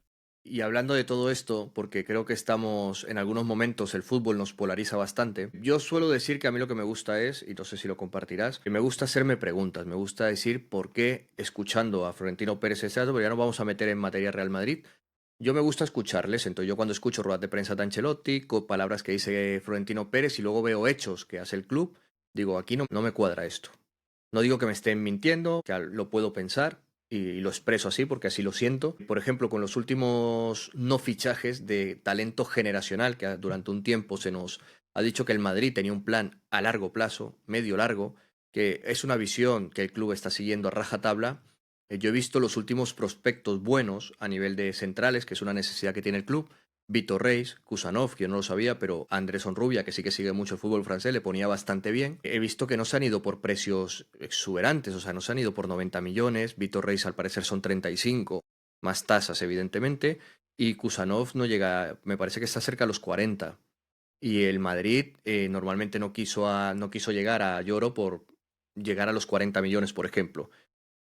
Entonces a mí me decían que buscábamos el talento generacional, pero tampoco veo que estemos aplicando a ese tipo de talento que con 19, 20 años el Manchester City ha renovado su eje de la saga con 70 millones de euros, con dos de los jugadores más interesantes a nivel internacional. ¿Qué te parece a ti o cómo ves tú que lo del talento generacional no lo estemos aplicando? Es que es muy difícil entender el talento generacional, porque en su momento Tchouaméni también era talento generacional y yo creo que nadie lo puede mantener a día de hoy. El problema aquí es que hay una necesidad, hay una evidencia de que necesitas unos centrales, que es una línea que yo llevo repitiendo en los últimos 3 años, y se te han pasado oportunidades por la cara porque no has querido meter la mano. Esa es la realidad. Y duele que te lo intente camuflar con, no, es que no eran talento generacional, no, es que pedía mucho jugador, no es que yo creo que un equipo como el Real Madrid tiene que estar más que preparado, y fíjate en el scouting, de que si Irene y yo lo pierde, tener otra alternativa. Es que en ese mismo verano, yo pongo los ejemplos de Calafiori, que es un jugador bastante válido, que ha salido por 45 millones, tampoco es un precio exagerado, y que te parcheaba también un poco el lateral izquierdo, que ahí también tenías ciertos problemas. Wissem, que ahora está en el Bournemouth, que lo quiere todo el mundo, pero hace 3 meses salió por 15, 14 millones y era jugador de pasaporte español, que entiendo que facilita más que Real Madrid lo conozca. Entonces, no creo que sea tanto talento generacional, porque no puedes construir una plantilla solo con talento generacional, y menos a día de hoy, en el que el valor de los fichajes es altísimo. Ya por Guardiol, por ponerte un ejemplo, ya eran 100 millones. Si te vas a meter en talentos generacionales, pues mira lo que ha salido Jude Bellingham. O sea, tienes una plantilla que cada jugador te va a costar 100, 150 millones y ni para el Real Madrid eso compensa. Yo creo que aquí lo que nos molesta, personalmente hablo ya, es que hay una necesidad y no se esté solucionando y además te pongan unas excusas faltando a tu inteligencia, porque esa es la ofensa que hay. Decir, no, es que Lenny Yoro luego se fue por más. Vale, me parece muy bien. A mí Lenny Yoro, por ejemplo, ni me gustaba a nivel personal. Pero tienes que tener un plan B, tienes que tener una... No me puedes vender, no era Lenny Yoro nada. Pues mira al Manchester City, como has dicho tú, ha traído 2 jugadores que vamos a ver cómo salen, pero como mínimo ha renovado su defensa de una forma joven y ha atajado el problema. Y que no sé, y no ha llegado a por los dos a 80, 90 millones, es lo que quiero decir. O sea, que no estamos hablando, nadie, o sea, creo que conscientemente, siendo honestos, nadie le está pidiendo al Real Madrid, ni a Florentino Pérez, ni a José Ángel Sánchez que vayamos al Arsenal y le digamos, toma, 150 millones por Saliba. No, porque se nos ha, digamos, se nos ha hecho entender que la parte del balance económico es importante para mantener el rendimiento del equipo, de la institución, no del equipo, sino de lo que es el Real Madrid como institución, ¿no? Como entidad deportiva, ¿no? Entonces, si lo que tú dices, yo siempre lo digo mucho en los vídeos y digo siempre esto de que me están hablando muchas veces o me siento que me hablan como si fuera aficionado al Fútbol Club Barcelona, que ni me dan los datos de nada y todo lo tengo que Sí, validar porque sí, y tengo que comprar cualquier tipo de relato. Y claro, yo veo, digo, vale, no vale el talento generacional que le han llamado, que tampoco me gusta mucho la palabra, pero bueno, lo han titulado así, ¿no? Pero vamos con lo de Alfonso Davies y la noticia ahora es que se lo está pensando, que si el Bayern, que si el Real Madrid. Digo, el caso es que estamos a 15 de enero y de momento no se sabe dónde va a jugar Alfonso Davies. Y es un jugador que llegaría libre. Entonces ya es talento generacional, pero que viene libre, pero que tampoco sabe si lo vas a poder fichar. Y la noticia es que Álava ha vuelto y Ancelotti en rueda de prensa dice que está contento porque en el momento que se recupere Álava, que empiece a jugar, pues Tchouaméni volverá a su posición de centrocampista y ya te han dado las dos peores noticias, que Raúl Asensio no va a jugar y que Camavinga se lo va a ventilar del 11 o, en su defecto, poner en lateral izquierdo. Entonces son ese tipo de cuestiones que creo que hay malestar en el Real Madrid por cómo nos están hablando a la hora de gestionar el por qué no se hacen movimientos de ningún tipo ante tanta necesidad. yo creo que hay un problema evidente con la gestión de la defensa. La defensa urgía una renovación desde hace un par de años, no se ha cometido. En parte, pues mira, por ejemplo, los laterales, si este verano acaba viniendo Davis y Arnold gratis, se puede entender que haga ese sacrificio de esperar un año sin traer nada, pero es que en los centrales es un tema que no es de ahora. Es que Militao, esta lesión que tiene es su segundo cruzado, es que hace un año ya tenía un cruzado.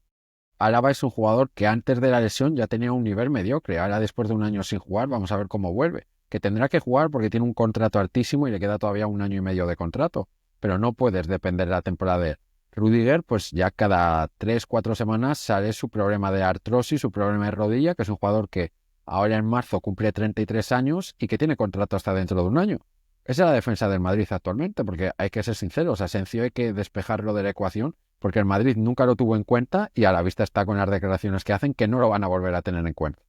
Y Vallejo lo mantuvieron, pues por lo que todos sabemos que tampoco tiene mucho interés en volver a ese tema. Lo cierto es que la defensa del Madrid tiene un problema. Tiene un problema en los laterales, que si vienen 2 jugadores libres, por ahí se puede solventar, porque son 2 jugadores jóvenes además.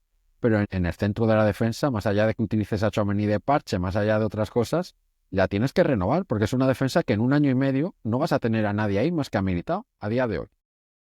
Sí. Y Militao con 2 rodillas rotas. Claro, hay que ponerlo en una posición en la que no, porque siempre tenemos, no, es que un cruzado es mala suerte. Bueno, yo en el cruzado de Militao creo que no es solo mala suerte, creo que también se debe a que jugador que viene con una rodilla rota le haces pasar 6 meses enteros jugando, en algún momento también iba a recaer porque no ha rotado.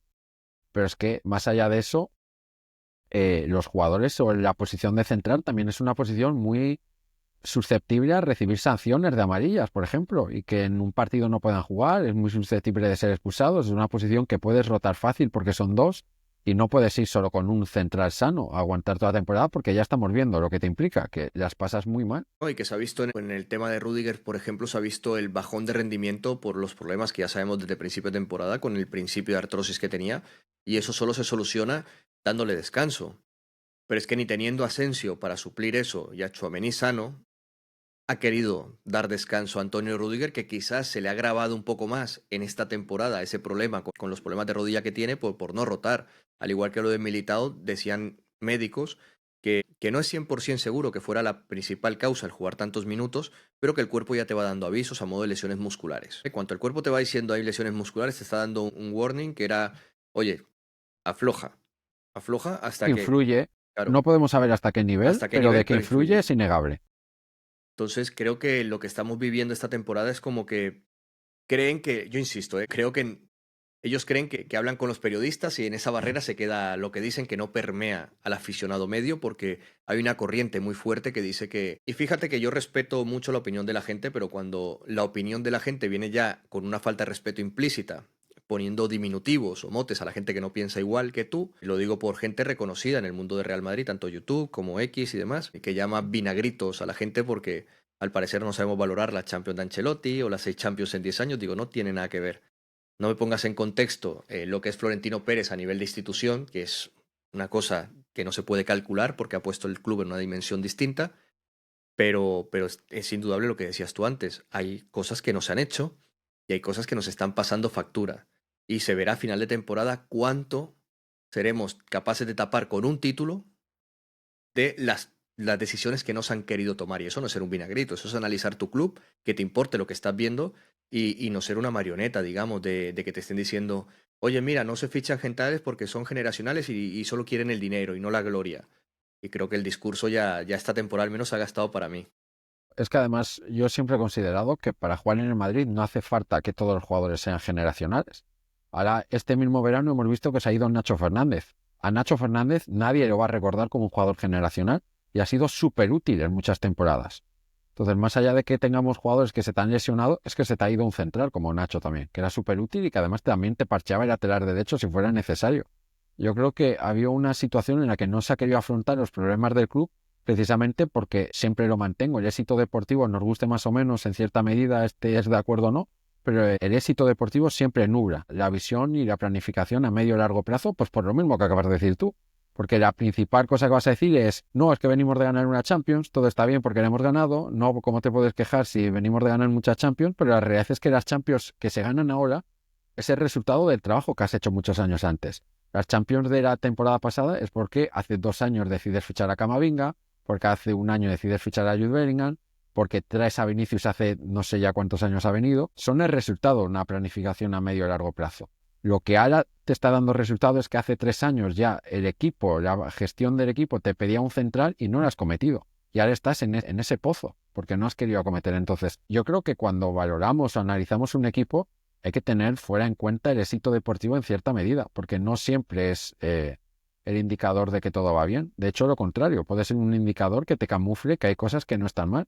Y aquí nadie está pidiendo que hay que vender toda la plantilla, que hay que hacer una renovación completa, que hay que, pues como el Bernabéu, que está de una manera y ahora de otra. Nadie pide eso, nadie pide hacer un cambio drástico. Pero sí hay ciertas posiciones que se tenían, igual que en el delantero, se trajo un chico joven como Hendrik porque se sabía que Benzema se iba a retirar. Se han hecho ciertos movimientos en busca de eso, o en el centro del campo. Se trae Camavinga, Tchouaméni porque Casemiro se va Kroos y trae a Jude Bellingham. Pues ha habido cierto reemplazo, pero en la defensa no ha existido. Y no pasa nada por decirlo. Sabiendo a lo que te dedicas y tu profesión, ¿crees que influye? Yo tengo esta pedra en la cabeza. ¿Crees que influye de alguna manera que los jugadores, eso de que nos paguen en gloria, digamos que también ven cómo gestiona el entrenador que está actualmente en el Real Madrid su plantilla y dicen, yo con 19 años me están ofreciendo este proyecto en el Manchester City, por ejemplo, y aunque el Real Madrid ofrezca un poquito más, prefiero irme al Manchester City que no al Real Madrid, que tengo que pasar un purgatorio de 2 años hasta que el entrenador me pueda llegar a mirar y hacerme digno de tener unos minutos de calidad en la plantilla? ¿Crees que puede ser determinante a la hora de elegir un proyecto u otro, independientemente que sea el Real Madrid y el City? Puede ser. El problema, bueno, no problema. El beneficio que tiene el Real Madrid es que es la pirámide del fútbol. Entonces, si comparas jugar, por ejemplo, en el Chelsea o en el Arsenal, pues por ahí puedes tener dudas y valorar el entrenador. Pero es que el Real Madrid es lo más alto que puedes llegar en el mundo del fútbol. Es una realidad. Todo el mundo desea jugar en un equipo como el Real Madrid. Entonces, para llegar a ese nivel tendrás que sacrificar ciertas cosas y a lo mejor es un año no jugando nada, por ejemplo, que es el caso que le está pasando a Hendrik. Pero sí es cierto que en jugadores que ya no sean tan jóvenes, son jugadores que tengan una carrera o intenten dar un rendimiento más alto, puede influir, desde luego.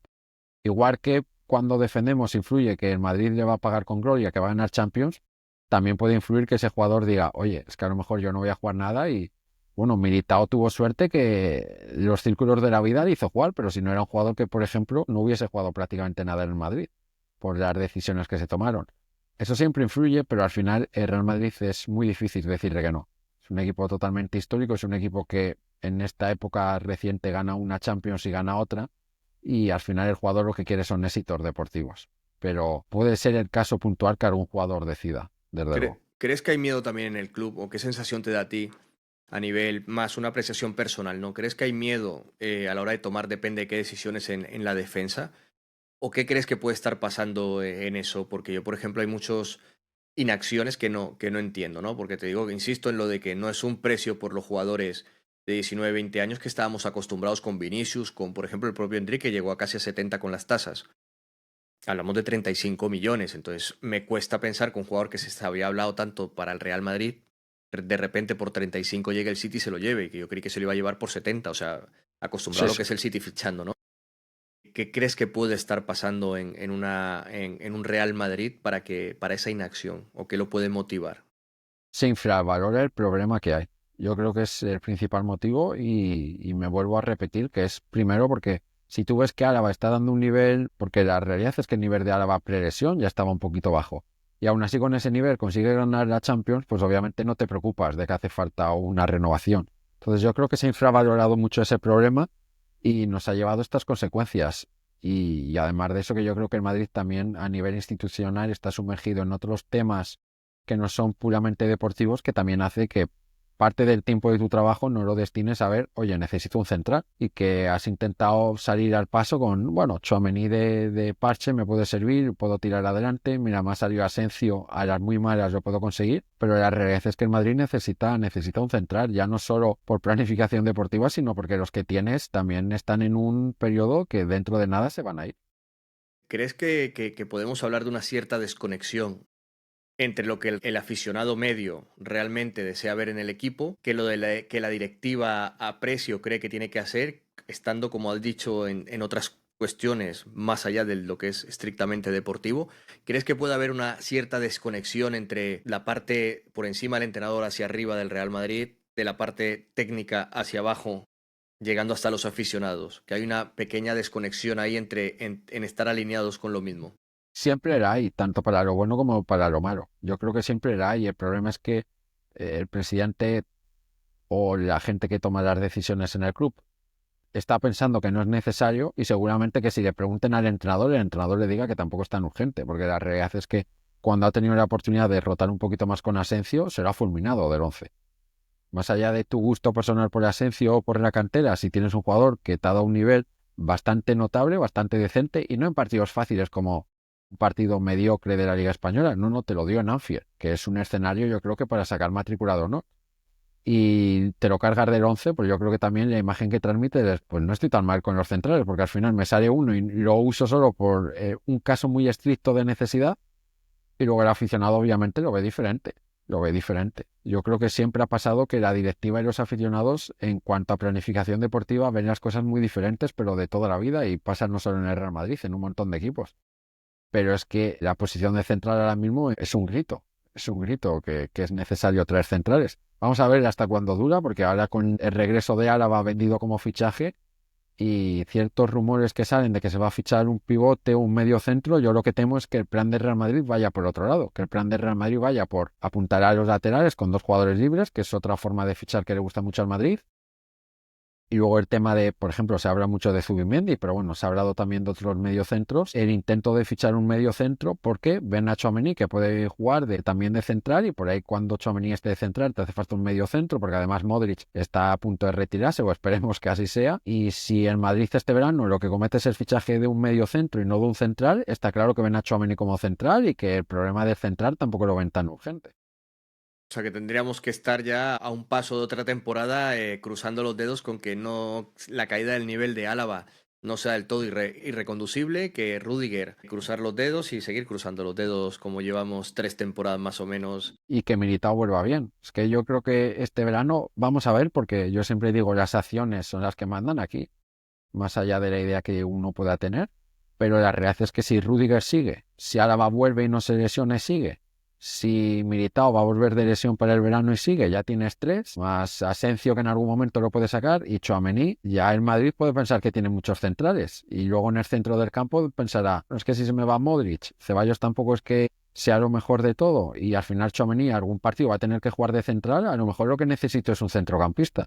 Si el Real Madrid ficha un centrocampista, está claro que esa es la idea que tienen ellos. A mi juicio de ver, a día de hoy, ya lo digo, me parece que es errónea, pero vamos a ver qué sucede. No, no, desde luego, totalmente de acuerdo contigo. Además de que Carlo Ancelotti en la rueda de prensa de hoy ha dicho, que no sé si tú tienes la misma sensación, yo creo que coincidimos en esto. Él decía cuando, al ser cuestionado por si estaba el equipo trabajado, ¿no? Aparte se enfadó bastante, que el equipo está bastante bien trabajado. Yo, viendo el último partido del Real Madrid contra el Fútbol Club Barcelona, recuerdo las conversaciones del postpartido, del partido en el Bernabéu, que perdimos a este partido y creo que las lecturas eran más o menos las mismas, porque creo que las decisiones fueron básicamente muy parecidas, ¿no? Y creo que no está sabiendo encontrar las soluciones a partidos sobre todo de gran envergadura. Los partidos con rivales de menos entidad los puede sacar, sufriendo más o sufriendo menos. Alguna sorpresa nos hemos llevado, pero por lo general suele sacarlos. Pero, ¿te da la sensación de ser un Real Madrid trabajado con Carlo Ancelotti o crees que para la temporada que viene sería bueno empezar ya a mirar desde ya un buen relevo para el banquillo? Yo, si te soy sincero, es que esta temporada ya hubiera tenido otro. Yo creo que Ancelotti no tiene un equipo trabajado y a la vista está, el mayor ejemplo es el doble enfrentamiento contra el Barcelona. No puede ser que en el 0-4 tú salgas doblando laterales porque piensas que es la mejor manera, te metan cuatro e intentes vender que es un resultado engañoso por los fueras de juego de Mbappé y 2 meses después tienes oportunidad, además de enfrentar un Barcelona que viene en una racha negativa, y te metan 5 en 48 minutos. Entonces yo creo que no has aprendido nada y que tácticamente el equipo no está trabajado. Y ya no es una opinión personal mía, es que solo tienes que ver los partidos. Tú pones el partido del Barcelona o las propias declaraciones de Florentino, a la mínima presión es balón arriba, cuando el Madrid no tiene ningún jugador que sepa ganar esos duelos aéreos, no sabe sacar el balón jugado. En ataque dependemos de genialidades de los jugadores, porque al final la realidad es que la plantilla del Madrid es muy buena. Y ese talento va a aparecer en los partidos. Y lo que tú has dicho, contra equipos más inferiores van a salir y a lo mejor hasta te dan un partido cómodo. Pero equipos con una calidad más similar a la tuya y que además estén bien trabajados, te van a exponer todas tus fragilidades y debilidades, que es lo que tiene el Madrid actualmente. Tú ves los goles que recibe el Madrid en el 2-5 y en el 0-4 y son muy similares. Es que creo recordar que el primero del 0-4 es porque Rüdiger y Militao adelantan la línea defensiva y Mendy y Lucas quedan descolgados y por ahí pues ya se le permite.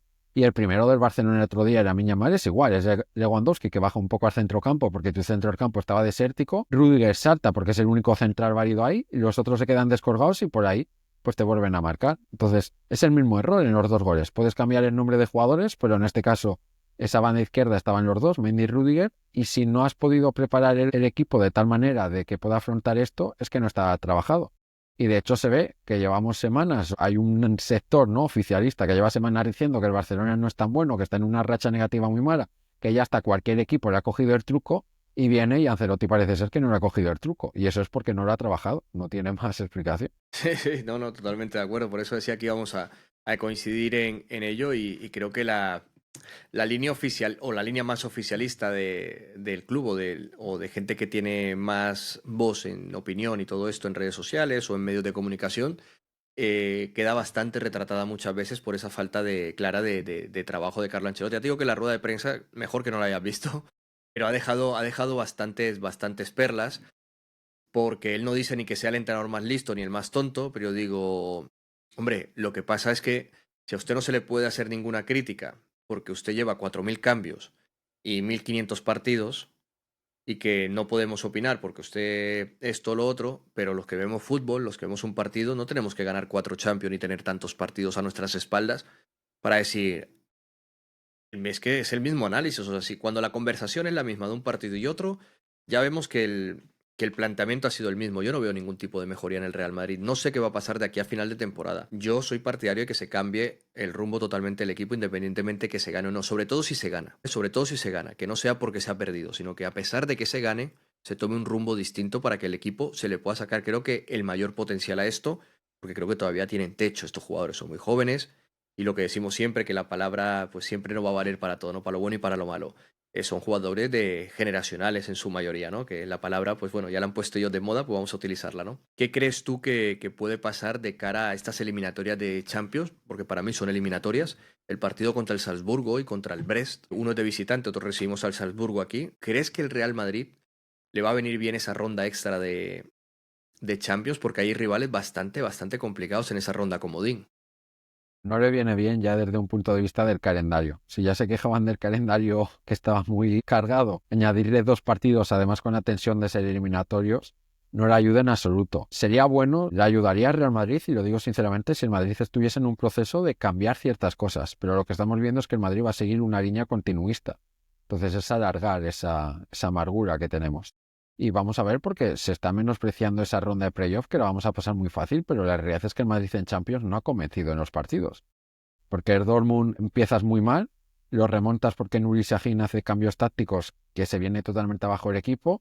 En Atalanta ganas y ganas sufriendo, y en Liverpool, Milán has perdido. Y contra el Lille allí fuiste contra un equipo de reservas del Lille y también no pudiste ganar. Entonces, yo creo que el Madrid en esta Champions no ha demostrado que sea resolutivo. Y ese es un problema, y cualquier rival que esté en la ronda de playoffs te va a poner en un problema si no mejoras tu rendimiento. Vamos a ver, yo creo que contra Salzburgo sí se va a ganar porque es en casa y porque Salzburgo esta temporada es poco más que una banda, por lo menos lo que ha demostrado hasta el día de hoy. Y el partido del Brest, pues es el partido, yo creo que ahí el Madrid tiene que sacar todo, porque ya contra el Lille también era un rival inferior y era un partido fácil para ganar y no lo consiguieron ganar. Yo creo que ahí va a depender mucho de qué rival te va a tocar en la eliminatoria, en Champions. No, y aparte que el Brest ha estado hasta hace poco, no sé si sigue, está entre los 8 primeros, si no estoy mal, ¿eh? O sea, Está el séptimo, sí, creo. está Séptimo, ahí octavo. porque Sí, estaba sí. hasta hace poco el segundo, pero bueno, ahí sabemos que en esta ronda de liguilla pues es fácil cambiar bastante de posición. Le pasó al Sporting de Portugal, que en 2 jornadas pasó a estar ya en puesto de jugar la liguilla, ¿no? Pero es que hay rivales como el Sporting de Portugal, hay rivales como el Manchester City, el PSG, el Bayern de Múnich, para jugar esa ronda como es que te puede tocar un partido de semifinales o cuartos de final de la Champions si tienes mala suerte. Para pasar a octavos, Sí, y luego los octavos, que luego volvemos a lo mismo, y luego cada partido o cada eliminatoria en Champions va a ser muy difícil y cada vez te va a tocar un rival más difícil todavía.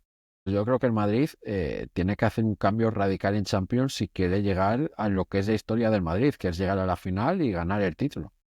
La realidad es que la participación del Madrid en Champions hasta el día de hoy no invita a pensar que puedan ser un candidato al título. Claramente la realidad. La calidad de la plantilla sí te invita a pensar, porque aquí es que la plantilla que tenemos es muy buena, son jugadores muy buenos, son jugadores de primer nivel mundial que podrían ser titulares en cualquier equipo del mundo, sobre todo el centro del campo para arriba. La defensa a lo mejor ahí no tanto, ¿no? Pero es un equipazo, es un equipazo. Jude Bellingham, Vinicius, Mbappé, Camavinga, si juega, tenemos un equipazo. Tenemos un ¿cre- equipazo, y el problema es que no está trabajado el equipo y no está llegando a lo que es ese rendimiento esperado a su potencial. ¿crees que terminará pasando otra vez al 4-4-2? Inevitablemente, para intentar tapar las carencias que tiene el equipo. El 4-4-2 yo creo que es lo peor que puede hacer porque es doblar laterales y es desperdiciar jugadores como Jude Bellingham a lateral. De hecho, la etapa que peor hemos visto a Jude Bellingham en el Madrid es cuando estaba doblando lateral. Pero no culpa suya de que no quería correr, sino que no es su posición. Es como si ahora intentamos que Mendy sea extremo. Pues si ya le cuesta de lateral hacer participación ofensiva, de extremo va a ser peor. Al jugador hay que ponerlo en su posición, y yo creo que lo que necesita el Real Madrid es tener un orden táctico y tener un planteamiento. Tú ahora mismo preguntas cuál es el planteamiento, cuál es la propuesta del Madrid en un partido, y no me sabes decir, más allá de que jugar en bloque bajo. O sea, la idea es jugar en un bloque bajo, y ni siquiera un bloque bajo bien ejecutado, porque normalmente el bloque bajo se ejecuta para ser un equipo sólido y un equipo compacto, y por ahí intentas que las líneas estén muy juntas. Pero el otro día, el 2-5, sales con un bloque bajo y una línea y la otra estaban entre Madrid y China. Sí. Entonces, y el problema es que encima dejas en el medio un centro del campo muy corto de jugadores, porque solo tienes dos como Camavinga y Fede, y que además están más preocupados de tapar las fugas que tienen por detrás que de jugar en su posición. Yo creo que el Madrid tiene que adaptar un poco primero a los jugadores. Por ejemplo, Asensio yo creo que es necesario en el equipo que juegue de titular, y a partir de ahí poner jugadores en su posición, Jude Bellingham darle libertad y entender que esto es un trabajo de equipo, que tienen que trabajar todos y tienen que participar todos en todas las labores. ¿Cuáles son los cambios que Juan Carlos haría siendo el entrenador del Real Madrid? ¿Cuál sería la alineación la que sacaría de manera general para la gran mayoría de partidos? Y depende del rival, puedas poner unos u otros. Pero de manera general, ¿cuál sería tu alineación en la que dirías aquí supliría gran parte de los problemas que tenemos? Es un tema difícil porque yo creo que la alineación depende mucho del tipo de partido y la propuesta que quieras hacer. Pero, por ejemplo, un cambio obligatorio que yo veo yo ahora mismo necesario es meter a Asensio de central. Yo creo que es primordial. La delantera no es el principal problema del Madrid, pero yo creo que le daría mucha libertad a, por ejemplo, jugadores como Vinicius y Mbappé se puedan intercambiar posiciones.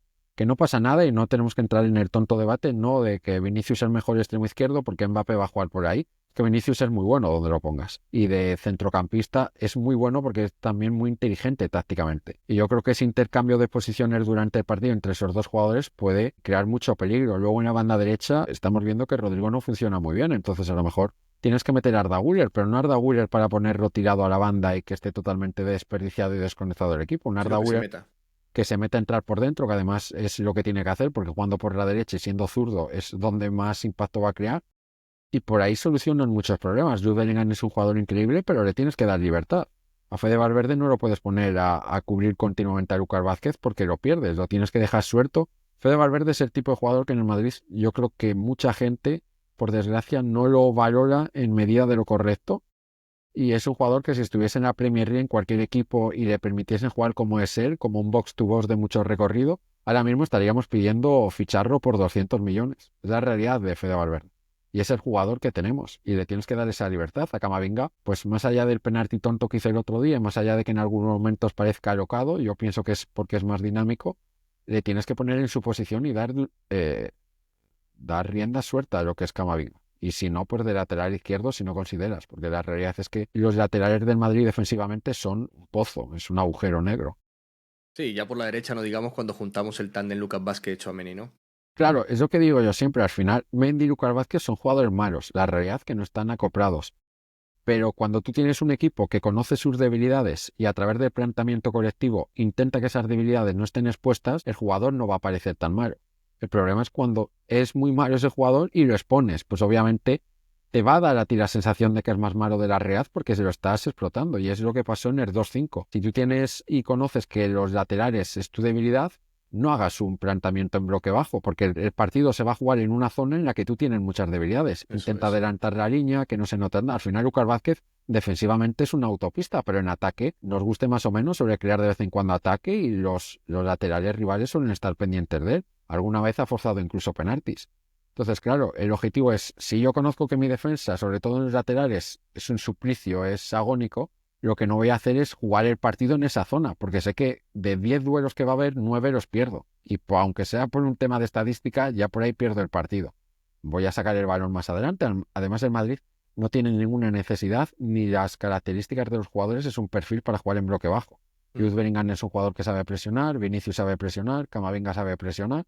Tienes un equipo que puede presionar y que además si metes a Asensio de central con Rudiger, es un equipo que también puede replegar a la carrera atrás en caso de contraataques. No necesitas jugar en bloque bajo porque no sabes y porque no te interesa. Y a mí me dio la sensación muchas veces que los jugadores de arriba que saben presionar, presionaban, pero como estabas planteando el partido en un bloque bajo, ahí se partía en dos el equipo, literalmente, o sea, dejabas totalmente descolgado.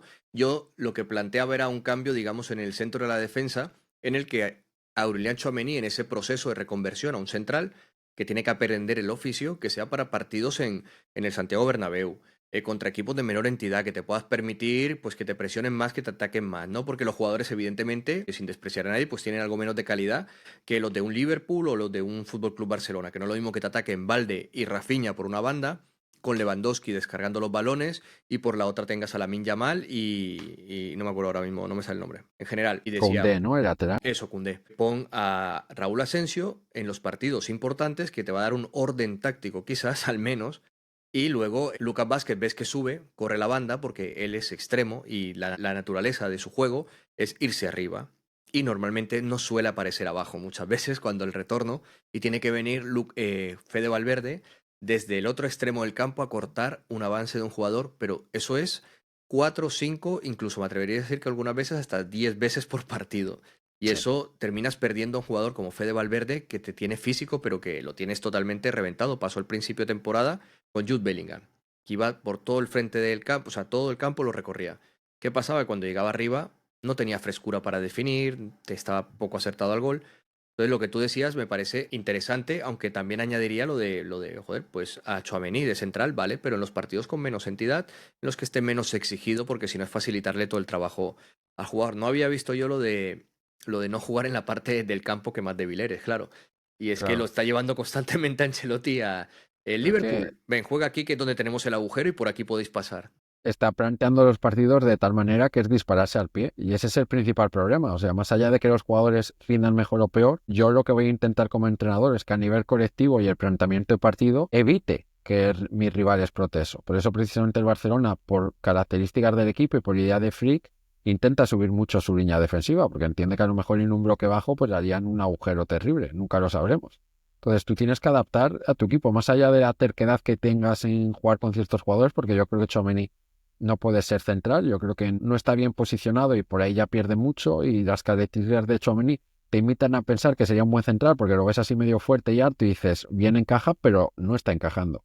Entonces, teniendo a Asensio, casi un milagro que ha pasado durante la temporada, utilízalo hasta que tengas otra alternativa.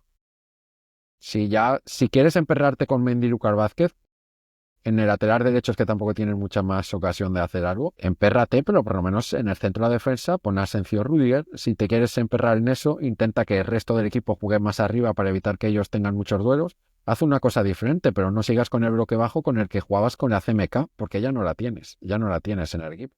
¿Cuál crees que es la motivación de Carlo Ancelotti para hacer tantos gestos a jugadores como Raúl Asensio, como Arda Güler, como Endrick en la banda, que se le ve demasiado expresivo ante el mínimo fallo que cometen estos jugadores, y luego vemos auténticas desgracias para el equipo provocadas, por ejemplo, por Aurelian Tchouaméni, o alguna que cometa Lucas Vázquez, o alguna que cometa Camavinga, por esa forma de ser que tiene Camavinga tan disruptiva de entrar en el campo, ¿no? Tan loca desde un punto de vista, que no es loca, sino que es su manera de ir a heavy metal, le llamo yo. ¿Qué crees que puede motivar a Carlo Ancelotti a ser tan expresivo? Y si crees que le pasa factura a los jugadores como Endrick, que yo le veo muy revolucionado, pero porque me parece que tiene mucho que demostrar al entrenador y el entrenador no le da el beneficio de la duda. Mi apreciación, ¿eh? Sí, no, es muy contraproducente porque al final tienes un jugador joven que va a cometer errores porque es joven y en vez de apoyarle en ese proceso, lo que le vas a hacer es criticar públicamente que quede expuesto, pues al jugador mentalmente sobre todo no le ayuda. Y luego hemos visto, Endrick es un jugador que cuando llegó en los primeros partidos, los minutos que le dieron, metieron un gol y el otro día en 90 minutos contra el Minera no pudo meter ningún gol porque estaban con esa mentalidad de tengo que marcar 1, 2, 3, 4 goles obligado porque si no me voy a llevar un rapapolvo del entrenador público que no me va a volver a sacar. Ancelotti siempre ha tenido un problema con los jugadores jóvenes. No es de ahora nuevos, su planteamiento de gestión es brindar su núcleo duro, brindar el núcleo veterano y ahí tiene un poder de gestión que todo el mundo elogia porque el poder de la amistad, ¿no? Como se dice, que se llevan todos bien, pero la realidad es que fuera de ese círculo deja mucha gente joven que desgraciadamente pues que se ve perjudicada. Ya lo hemos visto muchas veces, no solo con Endrick y Arda Güler ahora, con Brahim el año pasado, hasta que no estaba más obligado a sacarlo a jugar, no jugaba y era un jugador útil que lo podías tener en rotación. Asensio ahora mismo es el mismo caso, no hace falta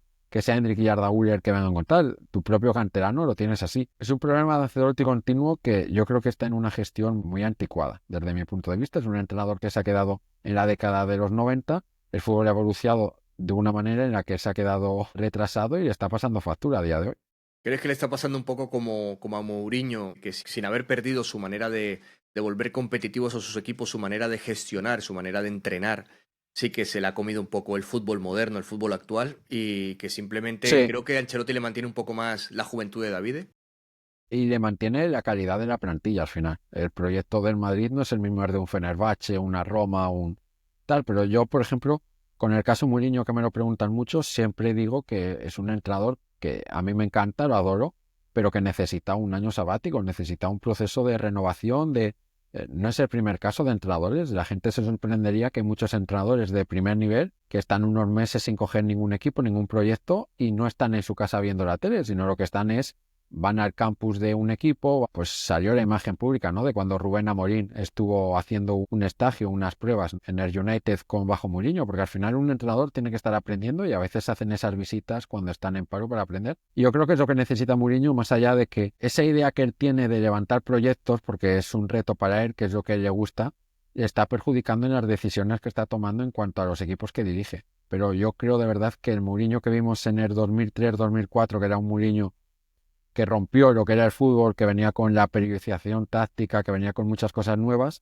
ya no es ese mismo Mourinho, el fútbol ha cambiado mucho y necesita renovarse. Y renovarse no se puede renovar si tiene que preparar un partido contra el Trabzonspor de la Liga Turca mañana y en 3 días otro. Entonces yo creo que necesita un año sabático, más allá de que pienso, y lo digo totalmente sincero, que se arrepiente mucho de no haber aceptado ser seleccionado. De Portugal, ¿no? Exacto. O sea, que hubiera, no, y aparte hubiera sido un paso muy importante, no solo en su carrera, sino también para la selección de Portugal con la generación que le está llegando. que son jugadores jóvenes, Cristiano Ronaldo aparte, pero son jugadores bastante jóvenes que les puede dotar de un carácter y que tienen calidad, ojo, que es una selección Y de es un Portugal. equipo por el perfil de jugadores que puede encajar muy bien con lo que busca Mourinho. Y además el problema de Mourinho es que rechazó a Portugal porque quería seguir en la Roma y 3 meses después lo echaron de la Roma. No le sirvió de mucho y yo creo que Mourinho en algún momento seguramente acabe siendo seleccionador de Portugal, pero las 2 veces que ha tenido oportunidad hasta el día de hoy, yo creo que se debe de estar arrepintiendo de no haber aceptado, porque además en este momento de su carrera yo creo que era el paso adecuado. Sí, porque aparte te da la tranquilidad de preparar los partidos de otra manera, en el proceso te puedes reciclar a la vez, o sea, te Y da la mucha verdad, libertad. el mayor fuerte de Mourinho siempre ha sido la competitividad de sus equipos y eso en torneos de selecciones que son torneos muy cortos, que no te da tiempo a preparar mucho tácticamente al equipo, a que esté rodado. Salir en una eliminatoria y tener detrás a un tío como Mourinho que se prepara hasta el escenario más inverosímil, pues es una ayuda y una confianza para los jugadores.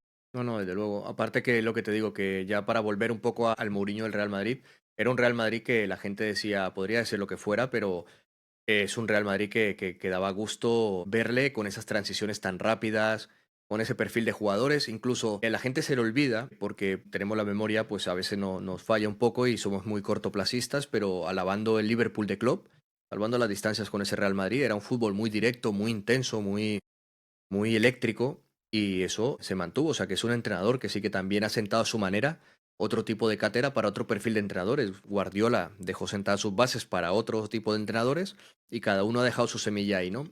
Y volviendo al Real Madrid, creo que necesitamos ese cambio también, ese reciclaje de perfil de entrenador. Llevamos muchos años el Real Madrid con el mismo perfil de entrenador. Seno Zidane, Ancelotti, Zidane y entre medias Solari que más para la transición, ¿no? Entonces creo que le vendría bien. O qué te parece a ti si necesita el Real Madrid una transición a otro tipo completamente distinto de enfoque y de juego? Es que necesita otro entrenador ya partiendo de la base de que el que tiene actualmente no le está dando resultado, no le sirve. Entonces ya a partir de ahí te exige entrar en ese debate, en esa idea de pensar que otro entrenador, yo creo que se está hablando mucho de Xabi Alonso y la verdad me encantaría porque es un perfil que yo creo que encaja muy mucho en el Real Madrid. Vamos a ver con qué sistema táctico viene porque suele jugar con 3 centrales y aquí pues no tenemos de eso.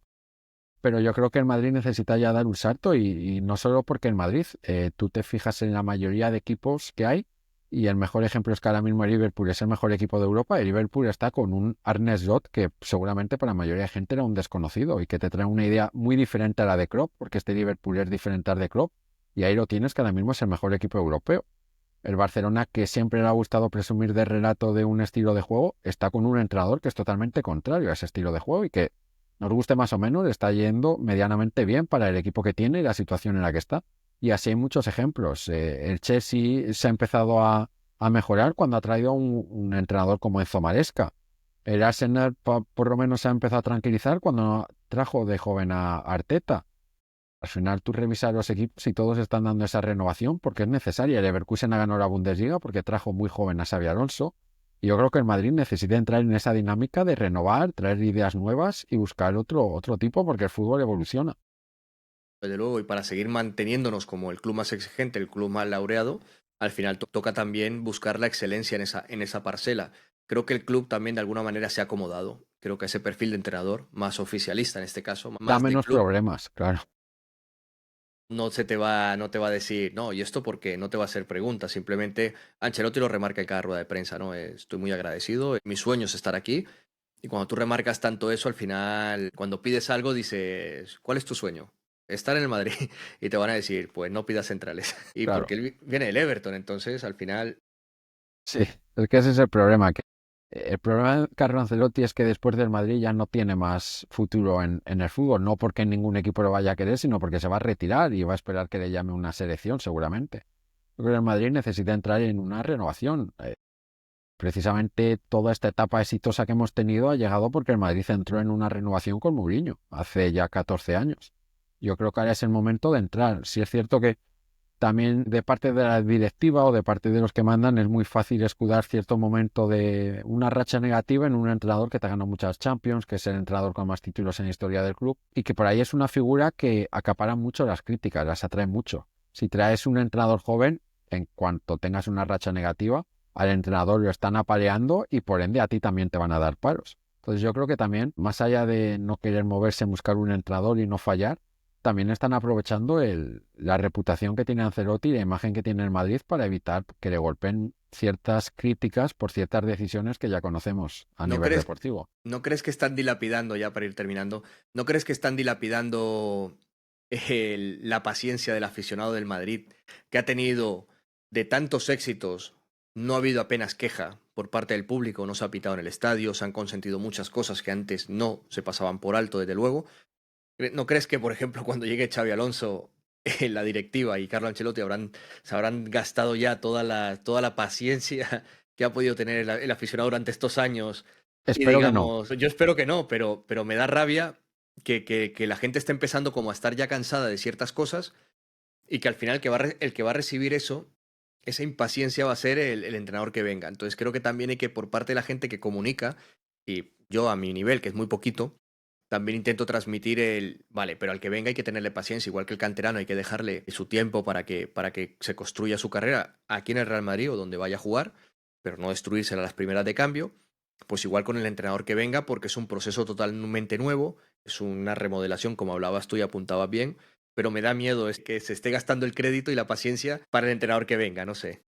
Espero que no, porque es una etapa nueva, ¿no? Y espero que todos empecemos una etapa nueva renovados de cero, ¿no? Yo, por finalizar lo del tema del cambio de entrenador, siempre hay un detalle que me gusta apuntar, que es que veo muy difícil que en Madrid haga un cambio de entrenador. Por más que a mí me guste, veo difícil porque este verano yo creo que es el peor verano para hacer una modificación. Tienes el Mundial de Clubs por medio, la temporada acaba a finales de mayo, 15 días después empiezas una competición que es la primera y que por mucha gente te intenta vender que a los jugadores no le van a interesar, a los equipos no. Pues mira, por ejemplo, el León en México, que es un equipo que no accede ni a liguilla, ha conseguido a James Rodríguez por ahí, ha conseguido al mejor jugador de Argentina por ahí, ha Ander vuelto Herrera. a, Ander Herrera, Boca Juniors. por ejemplo, Andrés Guardado ha tenido que volver de retiro porque va a jugar el Mundial de Clubs. Al final, Guillermo Almada, ¿no? Que Pachuca va al Mundial de Clubs, que es un equipo totalmente inútil, se va a mantener en el Pachuca, ya ha anunciado que se va, pero que quiere mantenerse hasta el Mundial de Clubs. Es una competición que va a ser muy interesante y yo creo que por ahí el Madrid también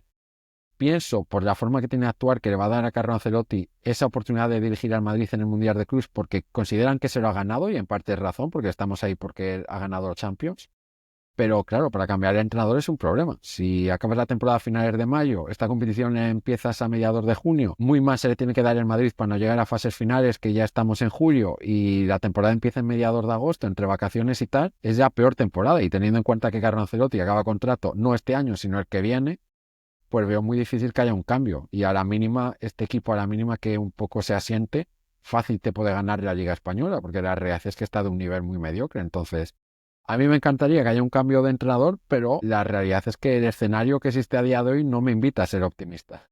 Sí, también corres el riesgo también de que a Xabi Alonso se le ofrezca un proyecto realmente atractivo si termina ganando su segunda Bundesliga, porque el Bayer Leverkusen empezó bastante regulín esta temporada, pero ya, hostia, ya está ahí. O sea, ya le está justo detrás del Bayern de Múnich y le está apretando bastante. No está perdiendo, está sacando con bastante solvencia. Me daría cosa que perdiéramos a Xabi Alonso en un equipo importante, no por el equipo importante al que vaya, sino porque son proyectos en que equipos que tienen mucha paciencia y saben lo que es construir un proyecto otra vez. Entonces, son proyectos a muy largo plazo. Perderíamos una ventana de un entrenador bastante interesante. No veo la capacidad del Real Madrid de buscar un entrenador como Slot del Liverpool, ¿vale? Porque no tenemos ese tipo de seguimiento a este tipo de entrenadores y que iremos a lo seguro. 2026 está ahí. Creo que también coincido contigo en que lo más seguro es que se mantenga hasta el 2026. Todo invita a pensar eso. Yo no lo había apreciado así, pero viendo las Y que el fechas creo que sí. 2026 es el Mundial, que quieras que no, hay muchas selecciones que no hagan buen papel que pueden despedir a Alemania con Nagelsmann, a lo mejor en 2026 se te queda libre, Francia por se queda ejemplo. libre después del Mundial. O sea, que Zidane está ahí, lo Sí, ha pero dicho. por ejemplo, también el camino inverso, o sea, algún seleccionador que despida alguna selección puede ser ya un posible candidato a Real Madrid. Es que no sabemos, porque Nagelsmann con Alemania, por ejemplo, a lo mejor en el Mundial 2026 ya acaba su etapa. Por Ya. eso digo que está el escenario para el cambio de entrenador en el Madrid es muy difícil. A mí me encantaría que se produjese este verano con Xabi Alonso, pero la realidad de todos los datos no me invita a pensar que vaya a suceder ahora mismo. Bueno, y ya para terminar el vídeo y darte las gracias primero, porque vamos ya cerca de 2 horas hablando y la verdad es que estaríamos otras 4 horas hablando y comentando cosas de fútbol que nos gusta mucho. Me gustaría ya para terminar y para que le dijeras a nuestros espectadores un top 10 histórico de jugadores del Real Madrid que te han marcado a ti de verdad y cuál sería tu top 10 de jugadores históricos en el Real Madrid. Esta pregunta es trampa, ¿eh? Para acabar, Oscar. Es muy difícil porque va mucho al gusto personal, ¿no? No, no, yo siempre lo defiendo, ¿eh? Te defenderé a muerte en los comentarios seguramente. Pero yo creo que, por ejemplo, Cristiano Ronaldo es top 1 fácil. Para mí Casemiro también lo meto en un top muy importante. Pepe, Sergio Ramos, Courtois, Gareth Bale, Rich Cross, no sé ya cuántos llevo, pero Llevarás 6 o 7, sí. esos 7, Marcelo, Carvajal, por supuesto, y por dejar uno último que me haya impactado mucho, pues no lo sé. A mí me gustó mucho, ya por meter, ¿no? mi propaganda, me gustó mucho y creo que está infravalorada la etapa de, por ejemplo, jugadores como Ricardo Carvalho y Contrao en el Madrid, que hicieron un trabajo muy fuerte. De hecho, con Carvalho me hubiese encantado que llegase antes porque creo que ha sido de los mejores centrales que ha dado Europa en esa década. Y luego Contrao hay que recordar que era el lateral izquierdo sólido cuando Marcelo no tal para ganar una Champions. Entonces, por meter también un poco de portugueses, me marcó mucho, por supuesto, en mi afición al Madrid, que jugase Luis Figo en el Madrid. Me encantó. Es que lo bueno de la historia del Madrid es que cualquier 10 que saques va a ser muy bueno, muy rico, porque hay jugadores y pues tengo 31 años, imagínate los años que llevo teniendo constancia y conciencia del fútbol. Ponerme ahora a pensar, pues muy difícil. Han pasado muchos jugadores, pero Cristiano Ronaldo, por ejemplo, yo creo que para mí, seguramente para la mayoría de gente es top 1, pero Casemiro ha sido importantísimo en los títulos porque son jugadores que no se tienden a incluir porque son de un perfil más defensivo y yo creo que son muy importantes, igual Pepe y Ramos, que son defensivos. Y Courtois yo creo que es el mejor portero en la historia de Madrid, Sí, entonces ahí sí coincido. tiene que estar 100% obligatorio. Es que fácilmente te podría hacer para hacer 2 onces, como quien dice, de todos los que han pasado en estos últimos 20 años y eso precisamente refleja la grandeza que tiene el Real Madrid. Sí, sí, no, desde luego. Por eso digo que es todo muy personal, como siempre digo yo. Al final, el otro día tuve que poner en muchos comentarios también, porque dijo Aurelio de Voz Madridista, decía que Jude Bellingham le parecía el jugador más determinante que había visto él, o su padre decía un todocampista, y la gente decía, bueno, Enzo Francesco y tal. Digo, si todos están bien, pero es la percepción que tenemos cada uno y el impacto que han tenido esos jugadores en cada uno de nosotros, no en general, por eso Claro. siempre personalizo para ti y el para ti es cómo has vivido tú el fútbol, porque nos dice de cómo has vivido, qué es para ti importante, jugadores que quizás no han destacado para otros, pero para ti sí, entonces por eso lo defiendo yo siempre de la opinión de cada uno es la que es y ya está, y es muy personal. Alguien Me me puedo dirá, ¿y mojar por Roberto época Baggio? si quieres, Oscar. Me puedo mojar por época si quieres. Mójate por época, venga. Mi inicio del fútbol se debe a Luis Figo, 100%. La etapa gloriosa de Madrid, Cristiano Ronaldo, obviamente. El Cristiano Ronaldo de la época Mourinho, yo no he estado más enamorado en mi vida. Voy a meter ahí a Casemiro también por lo que he dicho de un perfil defensivo. Y si me preguntas de la plantilla actual, para mí el jugador que más me gusta, el jugador que más me parece, ¿no? La imagen y franquicia del Madrid ahora mismo es Jude Bellingham. No, no, desde luego. Yo también es mi niño bonito, aunque a veces digo, tío, creo que te tiene fundido Carlo Ancelotti, pero bueno, creo que como imagen, como impacto real, inmediato en un club tan grande como el Real Madrid, yo no había visto nada igual, al menos en tiempos modernos, no sé si en años muy, muy lejanos la gente lo habrá percibido igual, pero yo creo que para llegar en tu primer año, impactar, que vaya, que case también tu personalidad y tu imagen con la personalidad y la imagen del Real Madrid, Es es que difícil de encaja, es la encontrar. personalidad, como dices, Sí, que es sí. perfecto. Creo que es un matrimonio perfecto porque evoca grandeza. No sé, tiene algo en la forma de hablar, cómo se expresa. Creo que para mí, por ejemplo, es ahora mismo mi jugador. Y sería el jugador franquicia del equipo sin ningún tipo de duda. Ya con los Vinicius justo por debajo, Mbappé y tal, pero eso es otra cosa. Pero como jugador franquicia, decir que pongas la foto y el escudo y digas, ahí está, creo que sería la imagen para mí que casaba perfectamente, completamente. Así que, Juan Carlos, primero, darte las gracias por pasarte por aquí, por habernos permitido conocer un poco de esa profesión a la que te dedicas, que en muchos momentos quizás es más desconocida, que la gente no se preocupa tanto por ver qué proceso hay a la hora de que salga un jugador de fútbol y es interesante conocerlo, por eso te escribí, por eso te dije que me interesaba mucho conocer esa parte de tu historia profesional en este caso. Hemos visto la personal y hemos hablado un poco del Real Madrid a nivel genérico, que al final es lo importante porque esto saldrá la semana que viene. Entonces quería hacerlo un poquito así, ¿no? Hablar de cosas muy generales, pero que puedan verse cualquier día del año que van a estar ahí, ¿no? Lo único, darte las gracias por pasarte y simplemente si querías dar un mensaje para despedirte de los suscriptores del canal y nada. No, un mensaje muy, muy rápido para no seguir aquí hablando. Que muchas gracias por la invitación, me lo he pasado muy bien. Agradezco mucho esta oportunidad. Y así por un mensaje para finalizar, para que la gente, después de tanta turra hablando, se quede con una idea, es que valoren más la Liga Portuguesa, que el fútbol tiene un lado oculto que es bonito, pero también tiene su parte negativa, y que pase lo que pase, siempre Real Madrid tiene que ser lo primero. Pues muchas gracias por estar, te envío un abrazo fuerte y a vosotros muchas gracias por estar en un podcast más, espero que lo disfrutéis, como digo siempre, tanto como lo disfruto yo. Las personas que vienen ya sabéis por qué las traigo, porque tienen algo que aportar, creo que lo vais a disfrutar por eso, vais a aprender cosas nuevas en este caso, yo he aprendido hoy un montón, así que nada, nos vemos en el siguiente familia.